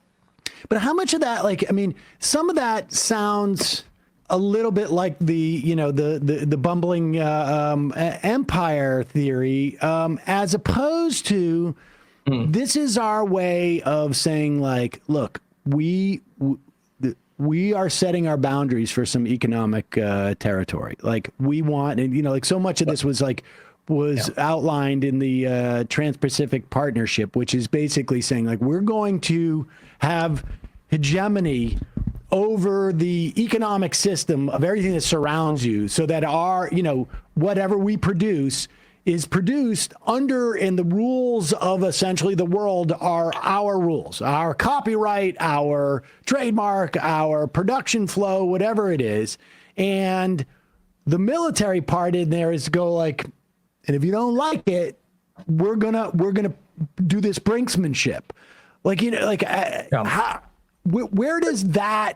I mean, it feels like on some level, like we don't know what we're doing in escalating, but I sort of feel like we do. We're playing chicken, and we're doing it because we want to have this economic control, and by we, I mean the certain corporations want the economic control. And we have like the infrastructure to actually have that threat of military dominance, which other countries don't, so we can back it up. I mean, this is critically important because, again, you're going to see in all discussions about Taiwan, they're all framed in idealistic terms. Taiwan is a democracy. China poses a threat to this democracy. We have to protect this little democracy. Now, it's true that Taiwan is under threat from an authoritarian government in China. That's not false, but it is false that that's the reason why the United States is so committed to making sure that China does not absorb Taiwan. And if you look at U.S. national security... Okay, my personal take on this is I don't want to see a aggressive attack against Taiwan by China. However, Taiwan's entire existence was as a far-right outpost to challenge and menace China, to contain, blockade, surveil, interfere with the airspace of... Like, our support of Taiwan is an ideological attempt to destroy China and to disrupt their territorial integrity. China, and by the way, the Republic of China, the ROC, of which the KMT claims to be the true and exclusive leaders of, says there's only one China. It's in the Constitution of Taiwan that there's only one China. They claim the entire mainland of China, including Tibet, including the 9-dashed line. All of that shit that people accuse like communist China of doing, the Taiwanese also do. So it's part of China. And I don't want to see, but I think that Taiwan should be treated the same way Hong Kong was, which is they maintain their system and they are absorbed into the larger China. And then we don't have business there. And like pretending that America is there in Taiwan to do good is insane, because we supported a military coup, or excuse me, a military dictatorship in Taiwan until the mid 80s. We don't care about democracy. We don't care about any of those things. It's sort of like how Hong Kong was a military dictatorship until 1990, like 7 or whatever. When they were like, oh shit, we're about to have to hand this over to China. Let's do elections right before. Like, it's a joke. And it does, you know, the West doesn't have a say. It is between Taiwan and mainland China. Security documents, if you look at the national security strategy written under Trump or Biden, they're all pretty open about saying that what we're trying to do is contain China's rise and maintain American power in the Indo-Pacific. And that what we don't want is a competitor power. It's remarkable when you actually read documents written by the United States government, how openly they talk in these power terms, these power concepts about containing the rise of China. And then all of the idealism kind of slips away, and we understand that what we're concerned with is our country's power relative to other countries' power. Let's talk a little bit about like what we can do about this, because it is rare, it seems to me, that any of our foreign policy really makes a huge difference to Americans. Now, I would say, like, I'll put an asterisk and, alongside that. I think, if you're under the age of 40 and are on social media, like, your awareness and I think disgust about what's happening in Gaza is really different than it's been since I think like Vietnam was televised, the first televised war. But of course, in Vietnam, there was the added sort of dynamic of a lot of U.S. Young people going to fight in this war, and I think there was an anti-war movement for the Iraq War, but it was largely ignored, and if anything, it impacted the outcome of elections for and against,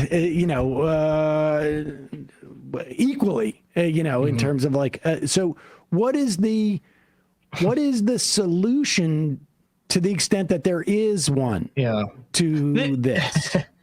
Yeah, well, the book, when people crack open the book, they'll see. Like Nathan Robinson and I disagree, and this is something that happens with left liberals. Is a lot of like leftists who don't consider themselves socialists will do this like posturing about China, and they will be like, China is super authoritarian and we hate China. And it's like this, I think it comes back from the first Cold War. It's a kind of a way of protecting yourself against the American security state from saying that you're a Chinese spy or whatever. And it's just a preamble that is unnecessary. There is China's system is different than our system. There's no doubt about that. But there is input, democratic input. There is it is not a hereditary monarchy, which we're very comfortable with allying with. So I find the preamble to be stupid. I think when you're judging China, it should be, how do they treat their people? How do they act in foreign policy? Is the conditions of life in China improving, or are they degrading? Are they using violence? And we criticize where we disagree with the policy, and we move on. And like, I think labels like authoritarian are literally thought terminating cliches, because it doesn't stop the United States from allying with Pakistan. Do you think that Pakistan government, which is a military dictatorship, treats their people better than China? Do you think the Egyptian government, which is a military dictatorship, treats their people better than China? Like, it's a dumb, distracting point, and it's a preamble that's unnecessary.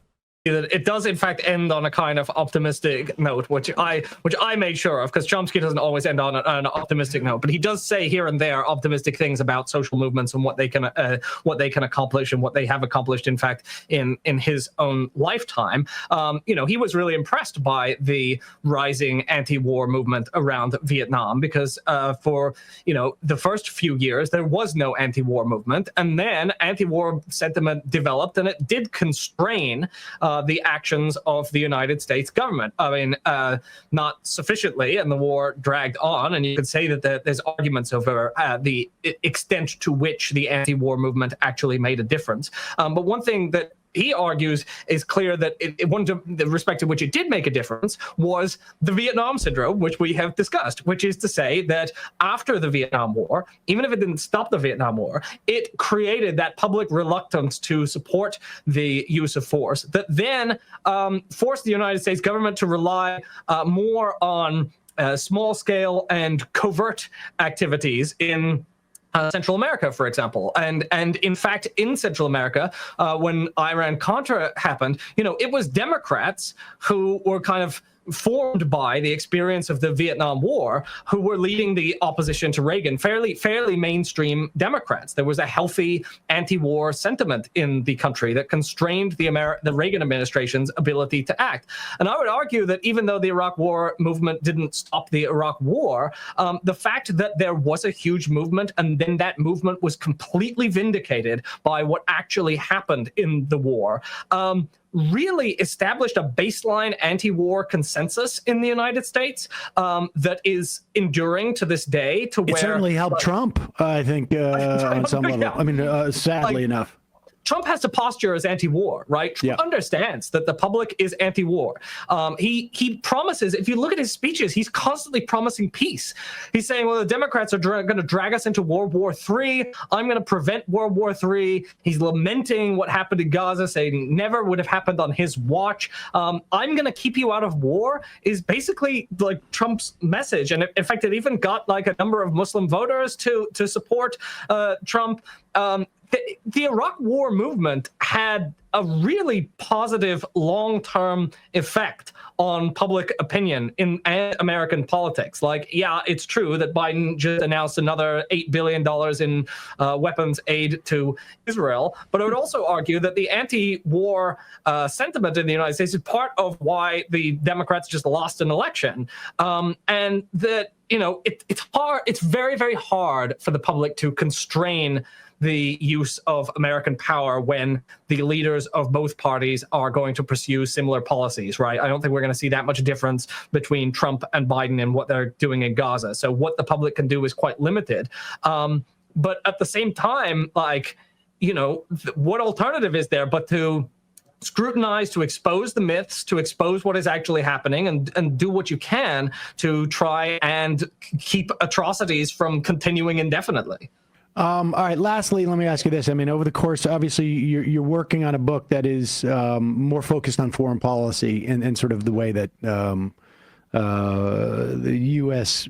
Public is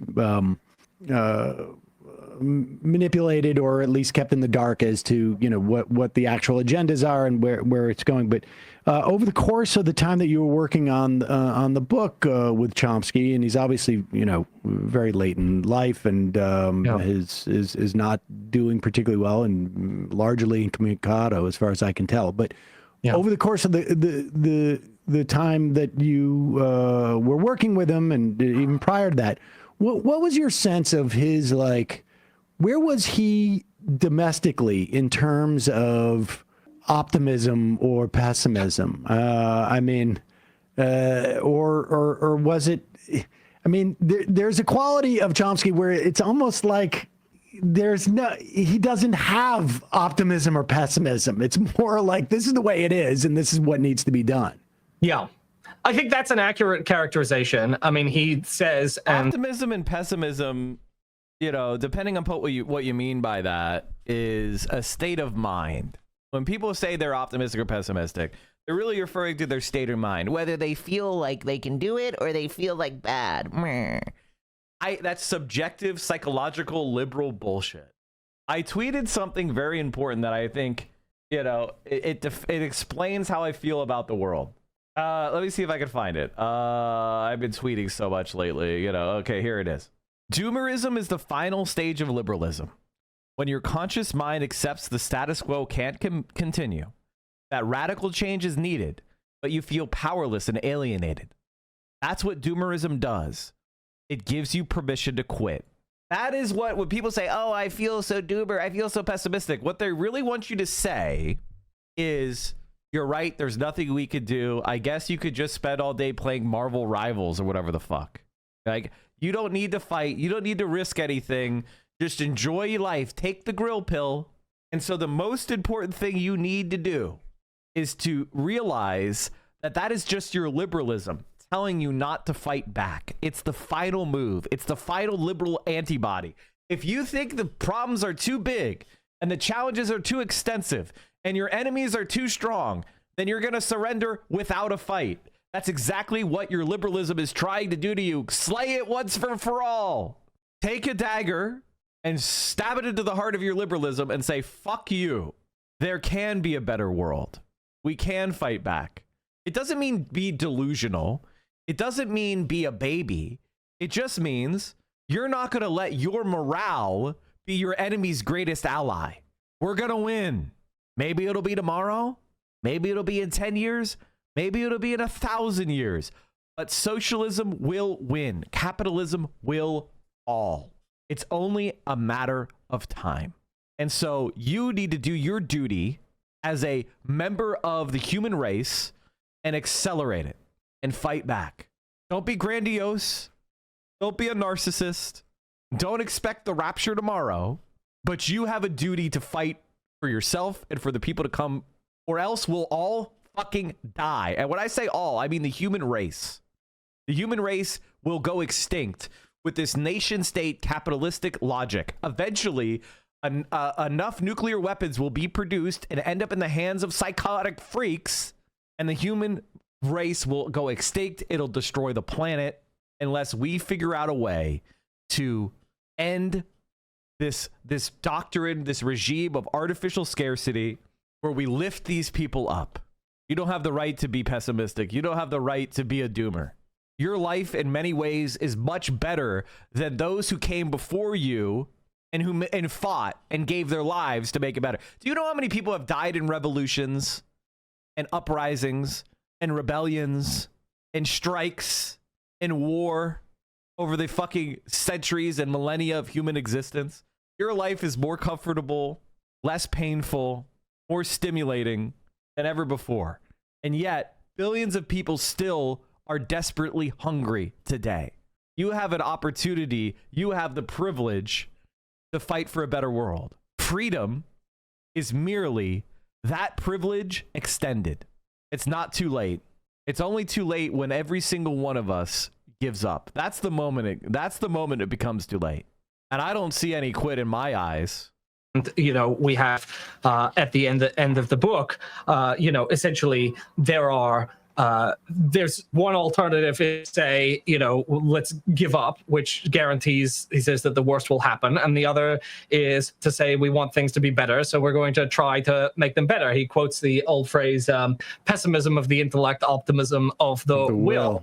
I think it's fair to say that before, you know, he had a major stroke in 2023 that left him, and he hasn't been doing interviews since then. But in the lead up to that, he was not feeling particularly hopeful about the state of the world. He'd been very inspired by the Bernie Sanders movement, and then, you know, very depressed by the rise of Donald Trump, who he consistently called the worst criminal in human history. And he included Hitler in that because he literally thinks Trump is worse than Hitler because of because of the long-term effects of the climate catastrophe. So not feeling particularly good, but never lost that sense that there is essential. I mean, a man who is at 95 doing constant interviews and writing, trying desperately to change the world, is not someone who has lost all hope that things can be different, right? Up until the point where he could no longer do the work he was doing, he has been an activist from the moment that the Vietnam War started to the present day.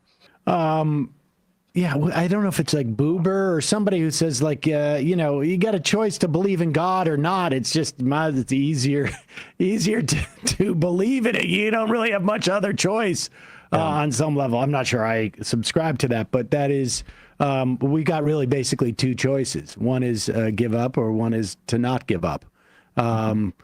Again, congratulations on this book. It really. Oh, there we go. There it is. Oh, there we go. Honestly, like that reminds me. I need to message Nathan and bring him on.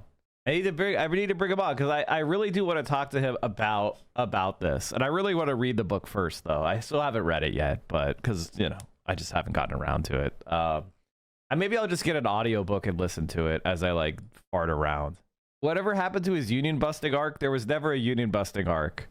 Basically, I don't really have an opinion on it because I'm not in it, but I think some people who were kind of contractors for the magazine wanted to turn it into a co-op, and he was like, I write all the, like, what? This is my thing. Like, I don't want to turn it into a co-op, but he has a union, which honestly, as somebody who creates shit, people trying to call you a scab for not wanting to turn the thing you created into a fucking co-op on their demands based on their timeline that's not our fight. That's people trying to use language in order to create a interpersonal leverage, and it is what it is. What do they call that? Mirror Twinning? image. What's to happen to Chomsky knowing Epstein? He probably knows Epstein. And there's a reason, and it's very sussy. But that being said, again, I'm not really I don't really think I saw anything from him that leads me to consider him any sort of like hot terminating cliche bullshit. Nathan J. Robinson, editor-in-chief of Current Affairs. The book is Myth of American Idealism, How U.S. Foreign Policy Endangers the World. Also, congrats again on Current Affairs' 50th 50 issue. print issues. A print magazine may get to 50 still, in 2024. Still kicking around. 2025. Oh, gosh, yeah. I made the same mistake today. We'll put a link both to the book and Current Affairs. Nathan, thanks so much for coming on. Oh, thanks, Sam. Thanks, Emma. Nice to see you both. Thanks, Nathan. Bye-bye. Yeah. Hey, folks, don't forget to hit the subscribe button and check out our daily show. We do it every day at 12 p.m. Eastern for about 2.5 hours. We even take... My God. Looks pretty good. I'm excited. We're gonna have to bring Nathan on based on that. Which then brings us to, people will be like, okay, Mike, you're saying doomerism is bad, but what do we do? Which I would just point out, the fact that you come with that kind of attitude is also very liberal. If you come with like this kind of pissed off attitude of demanding like a 6-year-old wanting another fudge pop, you're kind of being an annoying piece of shit right off the bat. Like, have some humility, be normal. Stop being so demanding and obtuse. Have some respect for yourself and for others. Mike, if you don't give me a complete blueprint for revolution right now, then I am not going to listen to you. It's like, okay, man. Thanks. I was at the Trump inauguration yesterday, and needless to say, I disagree with much of what he had to say. But what really struck me, however, is not what he said, which was not surprising given his rhetoric, but what he didn't say. The simple truth is that Donald Trump gave a major speech, the first speech of his second presidency, and ignored virtually every important issue facing the working families of this country. How crazy is that? Our healthcare system is broken, is dysfunctional, and it's wildly expensive. Not one word from Trump about how he is going to address the healthcare crisis. We pay by far the highest prices in the world for prescription drugs, sometimes 10 times more than the people in other countries. And 1 out of 4 Americans are unable to afford the prescriptions that their doctors prescribe. Not one word in his speech on the high cost of prescription drugs. We have 800,000 Americans who are homeless and millions and millions of people spending 50 or 60% of their limited income on housing. We have a major housing crisis in America. Everybody knows it. And Trump, in his inaugural address, did not devote one word to it. Today in America, we have more income and wealth inequality than we have ever had. The wealthiest 3 people in America now own more wealth than the bottom half of our society. But Trump had nothing to say, not one word, about the growing gap between the very rich and everybody else. And maybe, just maybe, that's because he had those 3 people, the 3 wealthiest people in our country, sitting right behind them at his inauguration. And I should add that those 3 people, if you can believe it, and this really is unbelievable, saw their wealth increase by more than $233 billion since the November elections. How's that? $233 billion increase in wealth for the 3 wealthiest people. No wonder they were sitting right behind Donald Trump at his inauguration. They couldn't be happier. During his inaugural speech, Trump did not have one word to say about how we're going to address the planetary crisis of climate change. The last 10 years have been the warmest years ever recorded, and extreme weather disturbances and natural disasters are taking place all over the world, from Los Angeles to India, across Europe to North Carolina. Not one word from Trump about climate change, except, of course, to make it clear that he intends to make this horrific situation even worse with drill, baby, drill. Just brilliant. In the coming months and years, our job is not just to respond to every absurd statement that Donald Trump makes. Our job is to stay focused on the issues that are of importance to the... But here's the thing. This is the main issue, is that without, and this is a point that I think is very necessary to make, but also very annoying to hear. Without a legitimate electoral path or platform or candidacy, discussions of ideas do not get the same level of attention in these media spaces.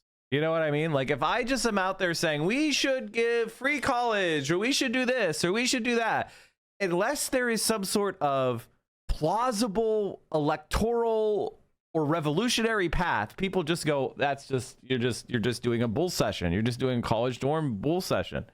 I don't see any relevance to me. I don't see how that's realistic. And so we should keep that in mind, that we should keep our politics. And right now, I mean, I have been just pushing the idea that the Democratic Party needs to be abandoned. And a third party needs to be started. And I think that the best thing that Bernie Sanders could do would be to, I wish he had done it in 2024. I wish Bernie Sanders had launched a third party and run for president as an independent, or as I wish he had done it. I wish he had done it. In 2023, he would have said, Joe Biden is not up to snuff. He's not up to it. And he had led a primary, whether it was in the Democratic Party or outside the Democratic Party. There's a school shooting in Nashville. Yeah. The working families of our country. I thought you said the name of the party doesn't matter. Yeah, that's correct. That's correct. What matters is having that electoral path. Like, I think Bernie Sanders, you guys may be too young to remember Ross Perot. And Ross Perot was a weird freak. However, he had the ability to kind of, he had like populism. He was kind of like a weird populist campaign, but also had weird conservative elements and weird, paleo conservative elements and weird, like, it was a freak campaign, but it was outside the two-party system, and it challenged the assumptions of neoliberalism that was baked into both the Republicans and the Democrats at the time. And it, if it wasn't for him being a kook weirdo, he got 19% of the vote in 1992. 19% of the vote. Or was it 17? Let me look it up. 18.9. 18.9% of the vote. That's fucking insane. No one has ever done that well in a third party, going back to the fucking bull moose. You understand? how much that is? So I think if Bernie Sanders had done that, had run a Ross Perot-esque independent campaign, he very well may have either won outright or destroyed the Democratic Party to such an extent that a new party would have to form. And it would have the reason why he didn't do it is because he was worried about throwing the election to Trump. Well, guess fucking what? It went to Trump. It went to Trump anyway. Who fucking cares? Who fucking cares? It went to Trump anyway. And that was, I think, the biggest Bernie Sanders mistake, is that he's just too friendly to the Democrats. But the new party would have been blamed for it. Who gives a shit? Who fucking cares? The goal is to destroy the Democrats. And in fact, are widely supported by the American people. Let me just mention a few of them. Yes, healthcare is a human right, and we must join every other major country in guaranteeing healthcare to all people through our Medicare for All single-payer program. Healthcare is a human right. Yes, we must take on the greed of Big Pharma and substantially lower the cost of prescription drugs in this country. Yes, we must build millions of units of affordable housing and low-income housing. Yes, we must make sure that all of our young people have the ability to get a higher education by making public colleges and universities tuition-free.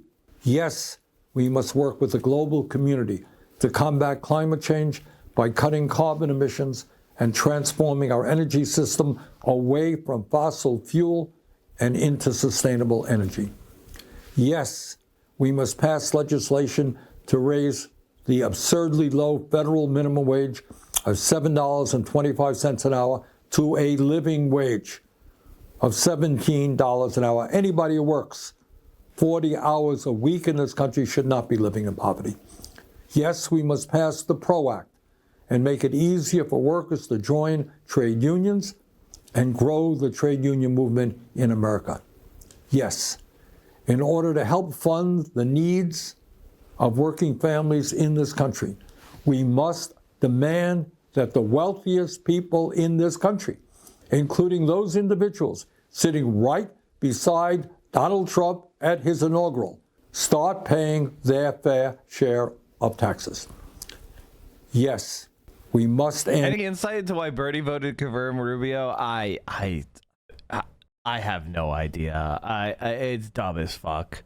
It's this dumb Democrat belief, which is like, he's a normal Republican.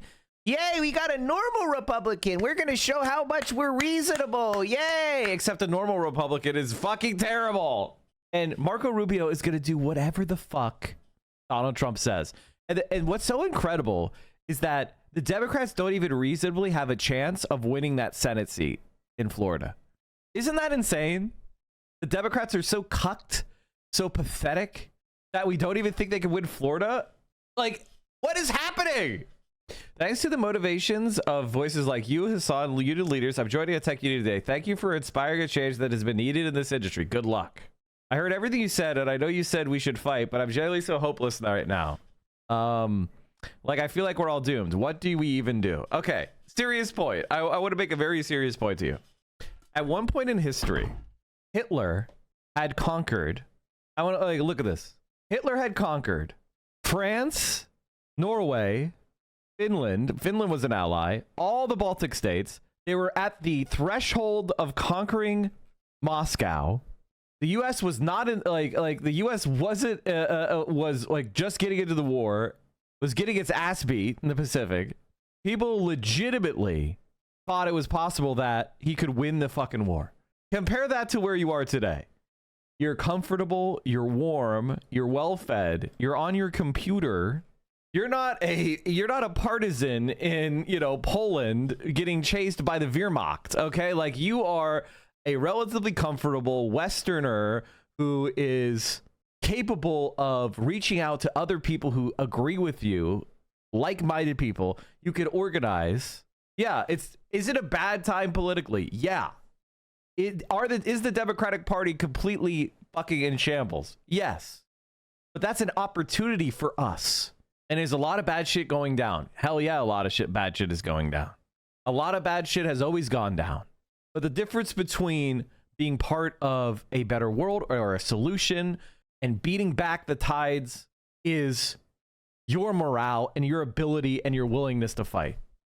By being a doomer, you've really converted yourself into an enemy.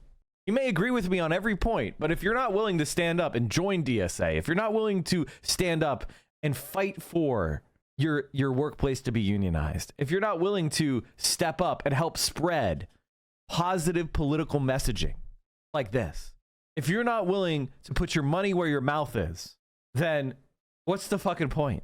And if you just have these kind of self-negating feelings, that's more of a psychological issue than some sort of we're gonna lose and we have no hope. Like, give me a fucking break, man. How do you fight stupidity?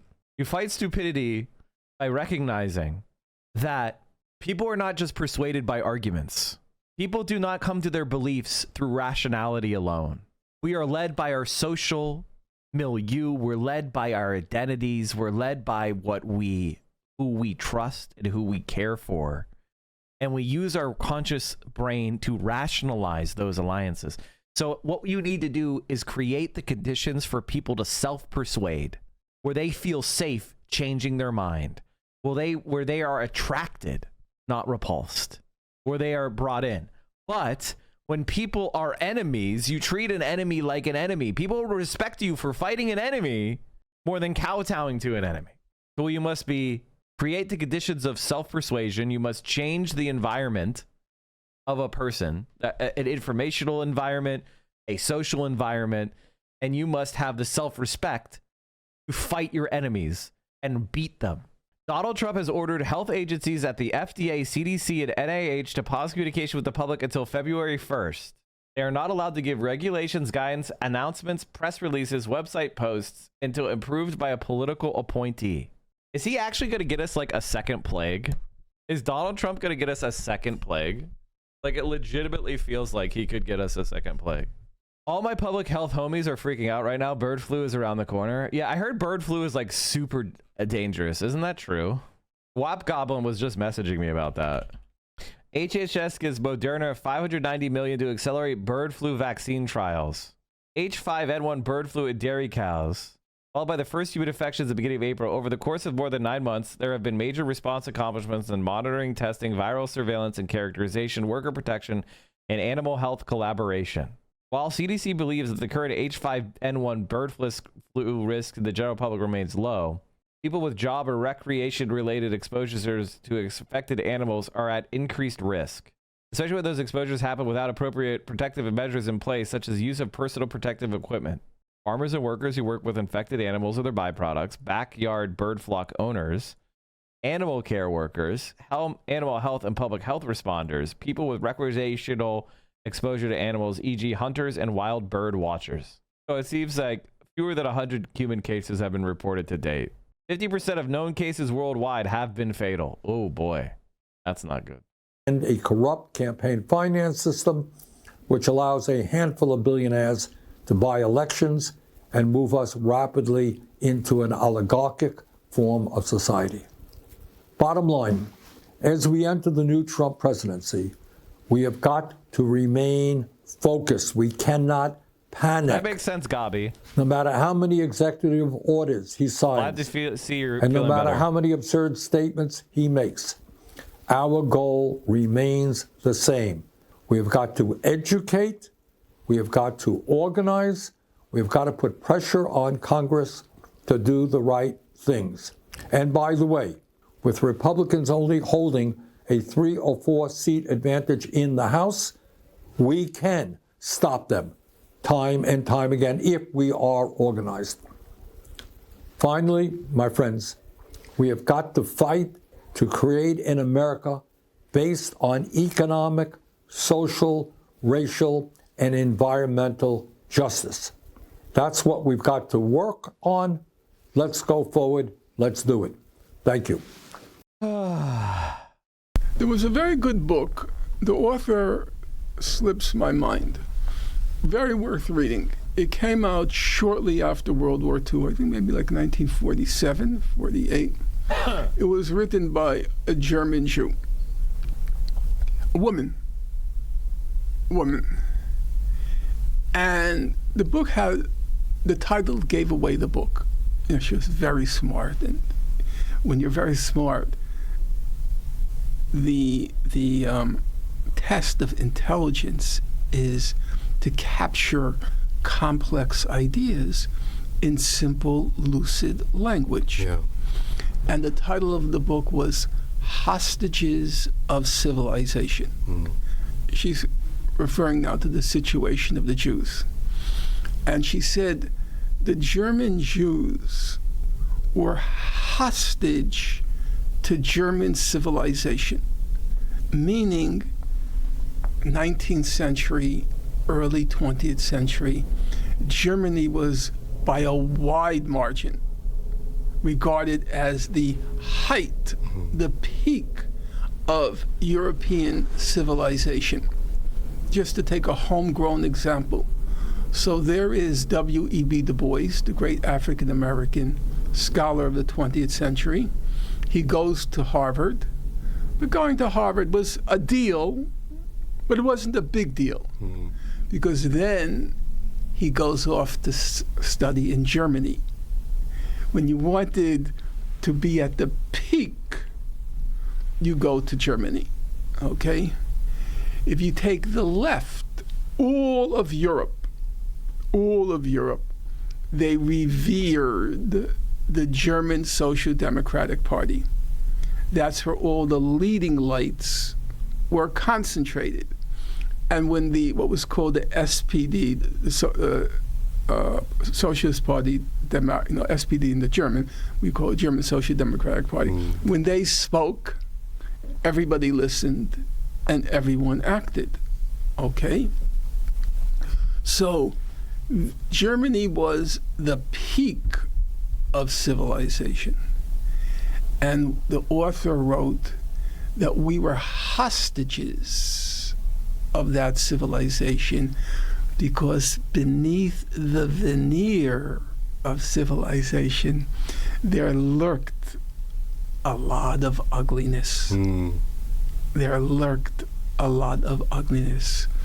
And what Hitler did, he tore off the veneer. And then the German Jews, but obviously others as well, I don't like to say others as well, German Jews, German working class, many categories of German society suddenly fell victim to the ugly underside of civilization. And that's basically the era we're now entering with Trump, the ripping off of the veneer. So it's I think the one thing with Norm is I do recommend speeding him up just a little bit because he has a very slow, deliberative way of speaking that can be ponderous at times. So I think speeding him up actually enhances it. It's a real problem. I can't deny it. And that's why I said I will not counsel anybody who to vote for, because I recognize it's a balancing act. It's not a clear choice. But the Democratic Party, they didn't even want to they articulate the choice in a way which was false. There's not a danger, in my opinion, if you take words seriously, this word fascism. There isn't a danger of fascism here. Do you know why? Because there's no opposition. Historically, fascist elements came into power when there was a strong left. The institutions of what we used to call bourgeois democracy were in jeopardy, and the ruling elites acquiesced in a strongman coming into power in order to repress the elements on the left, which posed a real danger to their system. They wanted a socialist society. Some wanted a communist society. All of them rejected the capitalist society. We don't have a left here. So we don't need, if you take people in the Supreme Court, people like Justice Roberts. I've studied Roberts because I teach Supreme Court law, okay? Justice Roberts, Justice Gorsuch, Justice Alito. They love our institutions. They're in love with our Constitution. They love checks and balances. because the whole purpose of the checks and balances is to make sure the rabble doesn't get out of hand. And also that no elite party dominates another elite party. There has to be an equilibrium among the elites, but always within the context of repressing the rabble, you know. So they love our institutions. Why would they abandon the Supreme Court? Right now they have 6 justices. They're not going to abandon it. Now Trump has the Senate.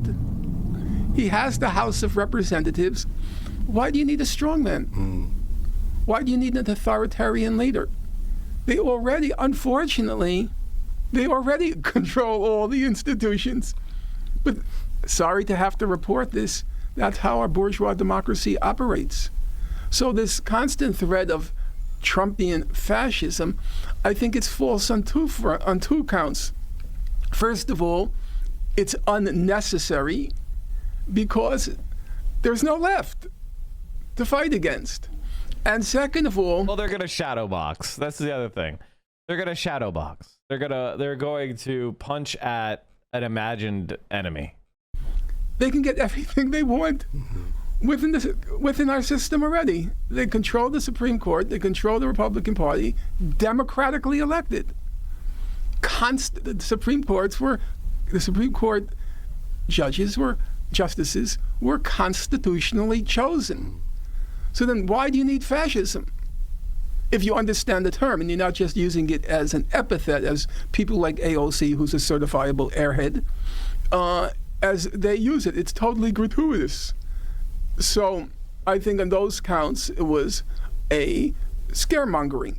But on the other hand, I have to say that the Trump phenomenon represents the ripping off of the veneer of civilization. I'm gonna back that up. We're gonna go over it one more time. Hold on. Can get everything they want within our system already. They control the Supreme Court. They control the Republican Party, democratically elected. The Supreme Court justices were constitutionally chosen. I was watching the first live stream of a Dutch left-wing journalist. The stream got banned from Twitch within literal minutes. Did they have content they weren't allowed to, or did they get master? Like, you tell me what happened. You're gonna have to give me more info. I'll look into it. So then, why do you need fascism? If you understand the term and you're not just using it as an epithet, as people like AOC, who's a certifiable airhead, as they use it, it's totally gratuitous. Okay, so I think calling AOC an airhead is misogynistic and wrong, but I think trying to create an argument that he didn't create for him, I think what he should have said is flighty, and I think that's fair.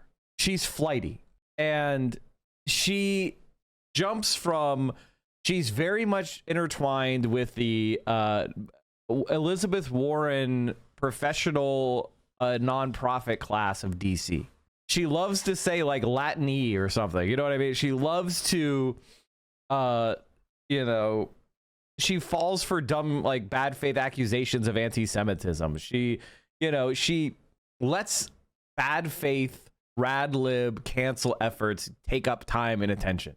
And I don't know that she has the fight in her to fight the Democratic Party's corrupt corporate wing at this point. So I think on those counts, it was a scaremongering. But on the other hand, I have to say that the Trump phenomenon represents the ripping off of the veneer of civilization. There's an adage that goes, hypocrisy is the compliment that vice pays to virtue. You get that? Hypocrisy is the compliment that vice pays to virtue. Well, I mean, and what you mean by that is that just because somebody could say something is a good thing and they don't always do it doesn't mean it's wrong. You know, it's meaning, you know, what you're doing is wrong. That's why you don't admit to what you're saying. Exactly. You're hypocritical. You don't really believe what you're saying. Why do you do it? Because you know that it's wrong. You're hypocritical because even as you are thinking of vice you know it's wrong. You know it goes against virtue. So hypocrisy is the compliment that the vice pays to virtue. And the thing about the new Trump administration is they don't feel a need to pay that compliment anymore. They don't have to be hypocritical. They're just going to say what they feel. And that presents a danger. It presents a real problem. Yeah, I recognize. And by the way, I think this is actually one of the reasons why I wanted to watch this clip, is because it actually lays out something that's very important, which is when people are like, Trump's no different than Biden on blah, blah, blah, blah, blah, blah. That is substantially true, except for this point, which is when Donald Trump says, we need to take Panama. Joe Biden agrees with that. If you went and said, hey, Secretary of the Navy, how important is Panama Canal for the national security of the United States? If you went and talked to the Pentagon military planners and said, how important is the Panama Canal to the United States of America? They would say to you, with more flowery and intelligent language, the same exact shit, which is, if the Panama Canal was threatened by a hostile power, the United States of America would invade Panama and seize the canal to defend our national security. In fact, I bet you there's like 8 different plans right now. A way to attack the Panama Canal from the fucking Pacific side. A way to attack the Panama Canal from the Atlantic side. A way to attack the Panama Canal from both sides. A way to attack the Panama Canal from Mexico. I mean, or from Panama, like the surface of Panama. You know what I mean? Like, there's probably 8 different fucking ways of attacking the Panama Canal. That's all sitting in fucking books and plans. They have logistic tables drawn up. They have troop estimates. They have, mega tonnage of fucking TNT. So what he's saying here is, but the difference between Trump and Biden is when Trump says to the American people, we need to invade Panama, that means we're closer to invading. The plans hidden on some dusty Pentagon shelf, the strategic thinking that leads to Trump saying such a thing is the same. But the way Trump is presenting it to the world is ushering in an era of depravity where the United States doesn't do things secretly or sideways, but uses full force straight up like a bully, like a barbarous empire. That means we're likely to do it more. We're going to be less restrained by diplomacy, or the bare facts of military power and pure power politics get you the result. And that's why it doesn't matter how fucking nice you are as a leftist or how perfect your socialist project is. The moment the United States or a similar capitalist power exists in the world, if there's a CIA, there must be a KGB. Like, that is the reality. And that is the situation we're in. And Donald Trump makes that necessity all the more clear. One more thing, since we're raising money for the stream right now, I don't want any of you guys gals and non-binary pals to forget that Pixie is raising money. This is one thing that I was kind of bummed out yesterday, was that it seems like I tried to post this link in Hassan's chat yesterday when he was covering the issue, but because it said Destiny in the name, it was like filtered. So Pixie is raising money to sue Destiny for, obviously the crimes he's committed against her. And there's a bunch of there's another accuser that says he secretly recorded her against her knowledge and consent and shared that recording with other people. So if you enjoy this, if you enjoy my content, I want you to know that we are definitely also would really, really do appreciate it if you guys would help Pixie hit that goal. And I can assure you that I'm not going to let this be a fucking Keffel situation where somebody raises money for legal expenses and then doesn't do anything with it and just steals it. All of this is going to a barred attorney. It's for the express purpose of legal fees. So if you want to see accountability in the streaming space for sexual harassment, revenge porn, toxic exploitation of fan bases and young girls, then you need to support this fundraiser. So if you have an extra $5 or whatever, go ahead and please do send some support over to Pixie to help strike down one of the worst narcissists and evil bastards on the streaming space. And here's the thing. I think many people look at this and go, haha, he's getting what he deserves. But no, he hasn't gotten what he deserves yet. This is you becoming aware of it. If you want to be a good person, you need to step up right now and help provide the means to ensure accountability is actually done. And in our society, especially in the 21st century, a lot of accusers and abusers have realized that if they can keep their community together, they can post through anything. And the only thing that will knock them down is legitimate legal cases, legitimate criminal charges. And so to make that happen, I would urge you to support this fundraiser. Help Pixie hit that goal, and we can ensure that justice is done. All right, let's get back to it. That a lot will depend, I believe, on how certain of our institutions react to it. I think, like our Supreme Court, these are very respectable, reactionary to the core, but certain of them are respectable, and they will recoil at certain of the egregious grossnesses of Trump and may put a check on it. But on the other hand, there is a problem because so much of it has been legitimized. It's been legitimized because of, I hate to say it because everybody's saying it now, and I never like to join in with the choir or speak to the choir, because, and I know people are going to come down hard on me, but I'm saying it within the context, and the context is I'm a person of the left, because of a lot of the idiocies of the woke politics and the cancel culture, and the refusal to acknowledge that maybe the other side has a point. You don't have to agree, but you don't have the right to cancel. And you don't have the right to denigrate everybody who disagrees with you as some sort of reactionary, some sort of hillbilly, some sort of redneck. No, there's grounds for legitimate disagreement. Now, people are using that as a club now. If you read the papers, everybody's attacking, on the Democratic side, they're all attacking identity politics and blaming identity politics for what happened. No, I don't agree with that. I think the problem was people had nothing on offer that was going to substantively improve their lives. But on the other hand, the identity politics, the idiocy of it, legitimized the other side. You know, there are legitimate questions about, puberty blockers. Are they a good thing? It seems that the scientific evidence is overwhelmingly no. I don't think the evidence is overwhelmingly no. I don't think that's true at all. In fact, here's the thing. This is actually a topic where politics doesn't have much in the way of purchase here.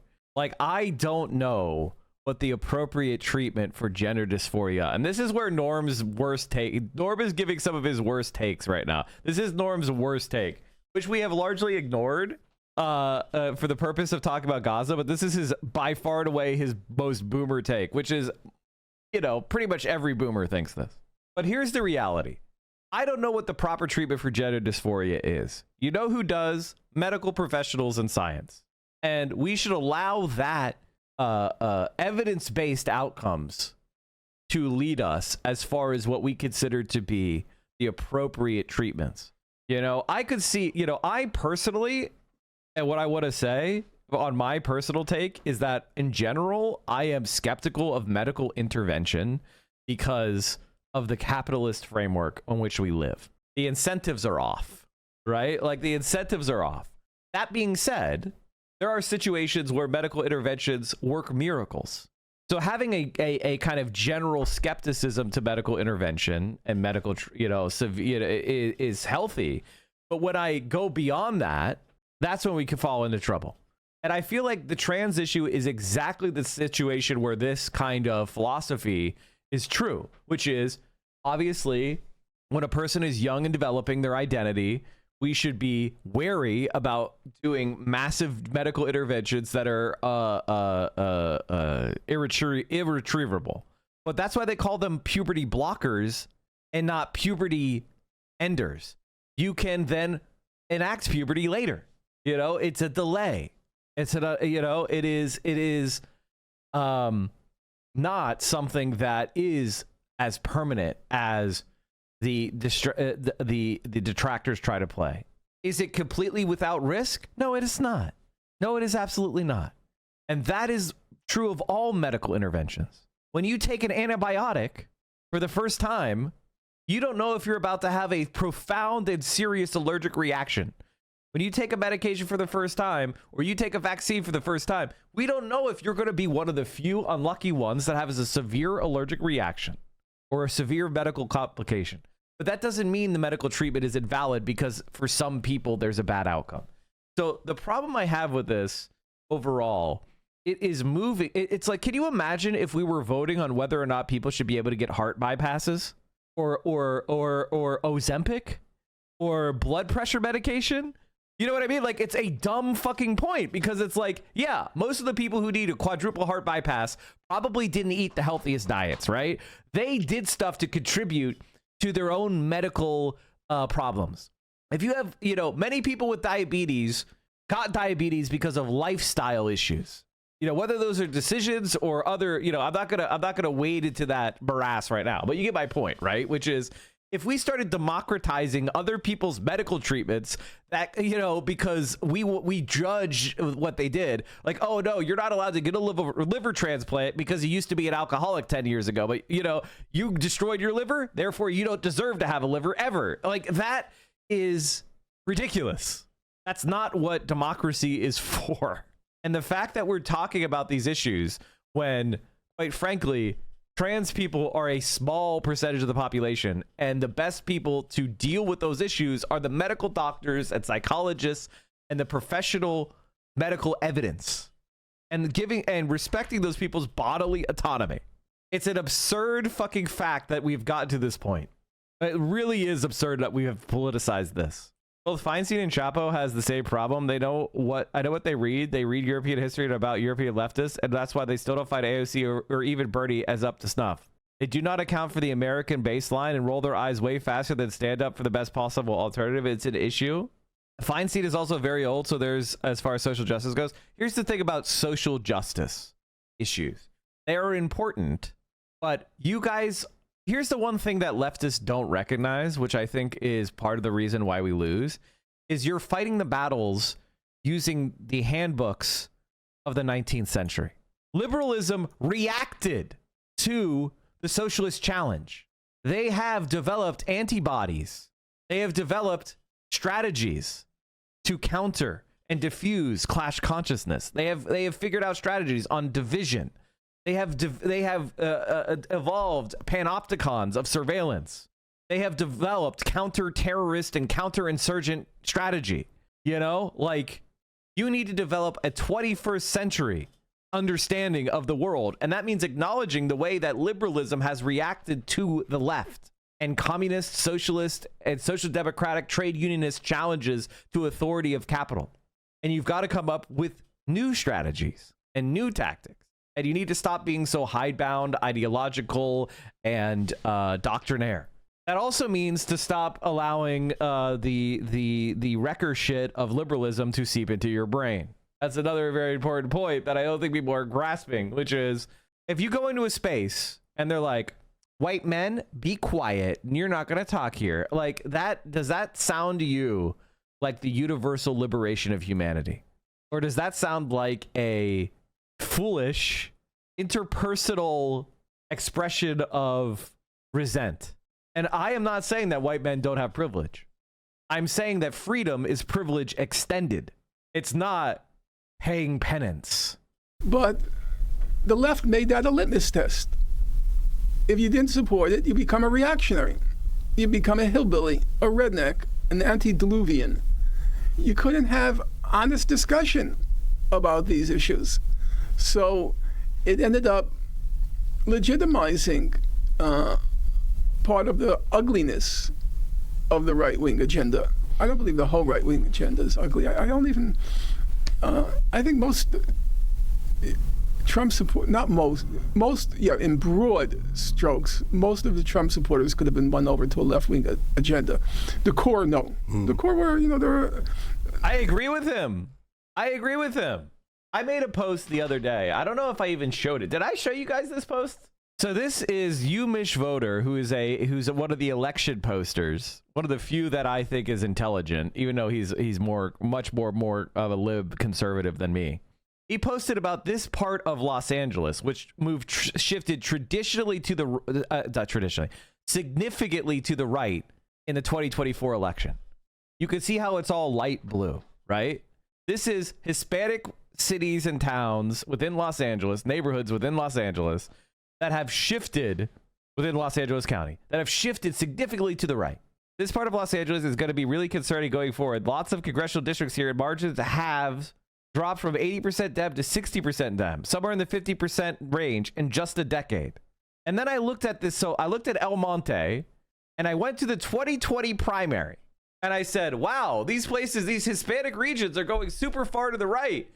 How did they do in the 2020 primary? In this precinct in the heart of El Monte, Sanders 60%.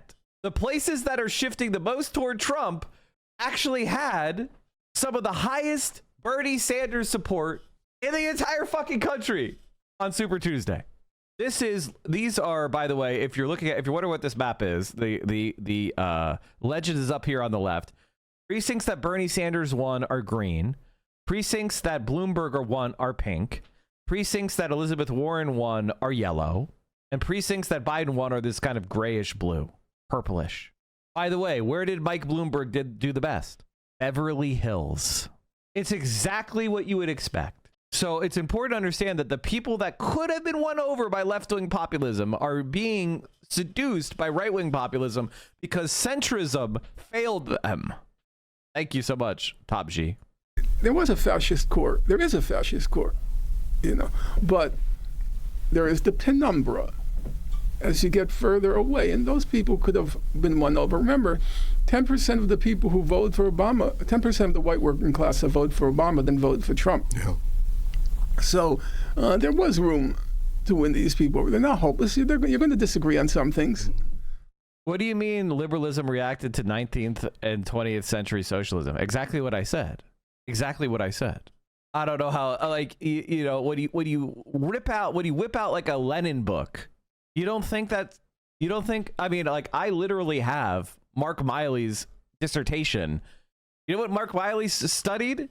Lenin, Mao, Che, the general of the Joint Chiefs of Staff. Do you know who he was studying? He was reading theory that you get told to read all the time so he could develop counterinsurgency strategies. He also studied the IRA. I have it somewhere. Hold on. Let me see if I can find it. Basically, long story short, I requested it through. I went and got it.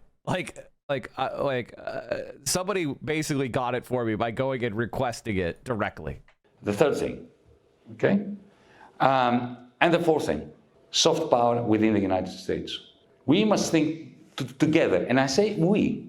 I'm not Chinese, but I have an interest in ending the Cold War because it is in the interest of humanity to avoid, firstly, nuclear confrontation, and secondly, to find a way of communicating and collaborating to end the very fast march of humanity towards a climate catastrophe.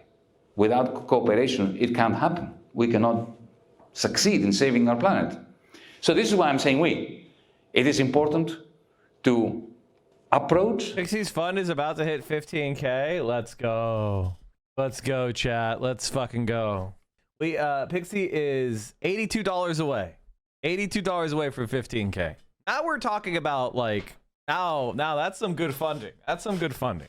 You can definitely start filing some documents. American progressives, like for instance, I'll give you an example. The Democratic Socialists of America, who have become rather influential in the United States. Many of them are my friends.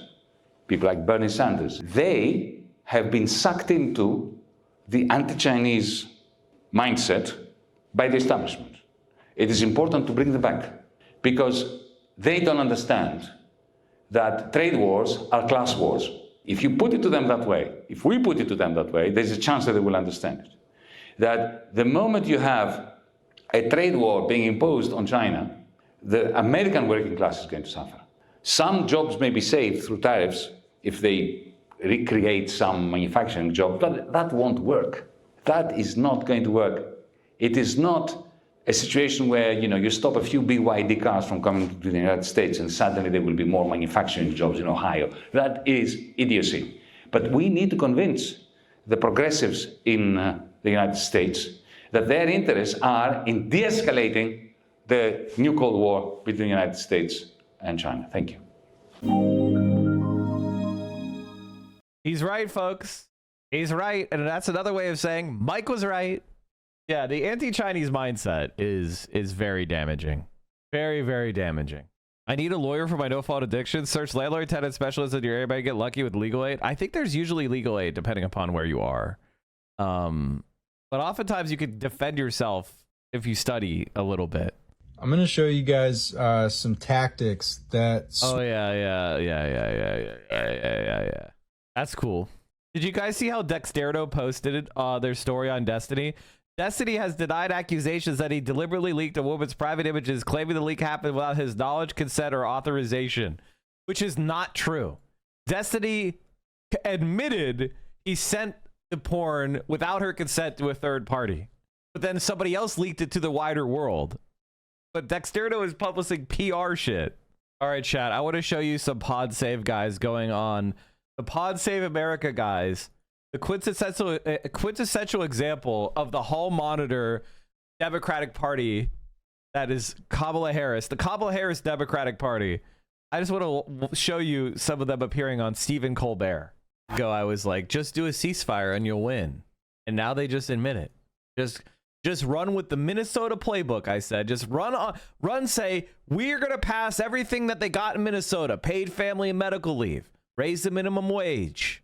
Free breakfast and lunch for every student in America. And so on and so forth. And we're going to have a peaceful foreign policy. We're going to make peace, not war. We're going to build you a better life. And Joe Biden is too fucking old that he's wrong on Gaza. Why was that so fucking hard to do? The Democrats would rather hand this country over to Donald Trump and fascism than stop a genocide. Transnational gangs they don't have anything. Notice how they're fucking losers. Notice that the entire liberal is, yep, Trump did the ceasefire, and yeah, I'm gonna watch TV. Mimosas. I'm gonna cry into my beer.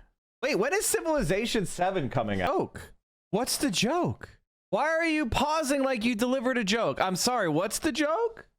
Can someone explain it to me, like, legitimately, like I am 5? The punchline is the Democratic Party? The joke is that these guys are on television? What's the joke? I don't get it. Lovett is the smartest, most annoying one of the bunch. I think for me, I saw this tweet yesterday, and it basically perfectly defined like where I'm actually feeling personally. And it's kind of, I don't even want to read it, but I'm going to. It's from one of my followers, so you know it's a smart person. They said, this Pod Save America episode, where John Lovett start rolling his eyes as Hassan the Hun calmly explains how Dems can win their base back, was a terminal black pill moment for me, where I clearly understood Barack Obama era corporate libs and Dems simply want to go down with the ship. They would rather literally have mass deportations and genocidal wars than slightly raising taxes on the rich and providing you with healthcare. Because to slightly raise taxes on the rich and provide you with healthcare would require them to make some of their consultant friends mad that they can't raise as much money from the corporations. That's all it is. Talking about, he's saying to deport millions of people. What are you saying? What are you talking about? He's doing a bunch of shit. He just pardoned every January 6th offender, including the ones who beat cops, including ones who were convicted of sedition. Oh, yes. Can you imagine if Bernie Sanders was the nominee in 2024 and he had lost every swing state? Do you think that they would be like, we shouldn't rush to judgment? I don't think we know what happened. Do you think? Do you think if Bernie Sanders had run against Donald Trump at the general election and lost every swing state, they would have been like, we cannot figure anything out. Even right, he wasn't good. But he wasn't good. He wasn't good.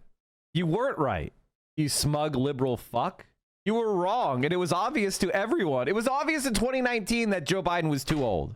All right? It was obvious in 2020 he was too old. It was obvious in 2021 that he was too old. It was obvious in 2022 that he was too old. It was obvious in 2023 that he was too old. It was obvious in 2024 that he was too old, and you argued that it didn't matter. This is what the elite liberals that are making all the decisions are.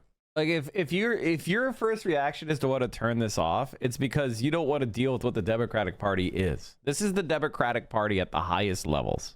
And so you need to deal with that so you know what we're fighting against. Like, Enviable Nation is why they lost. Legitimately, that's why they lost. Make America Great Again means that people don't think America is great right now. They think it sucks.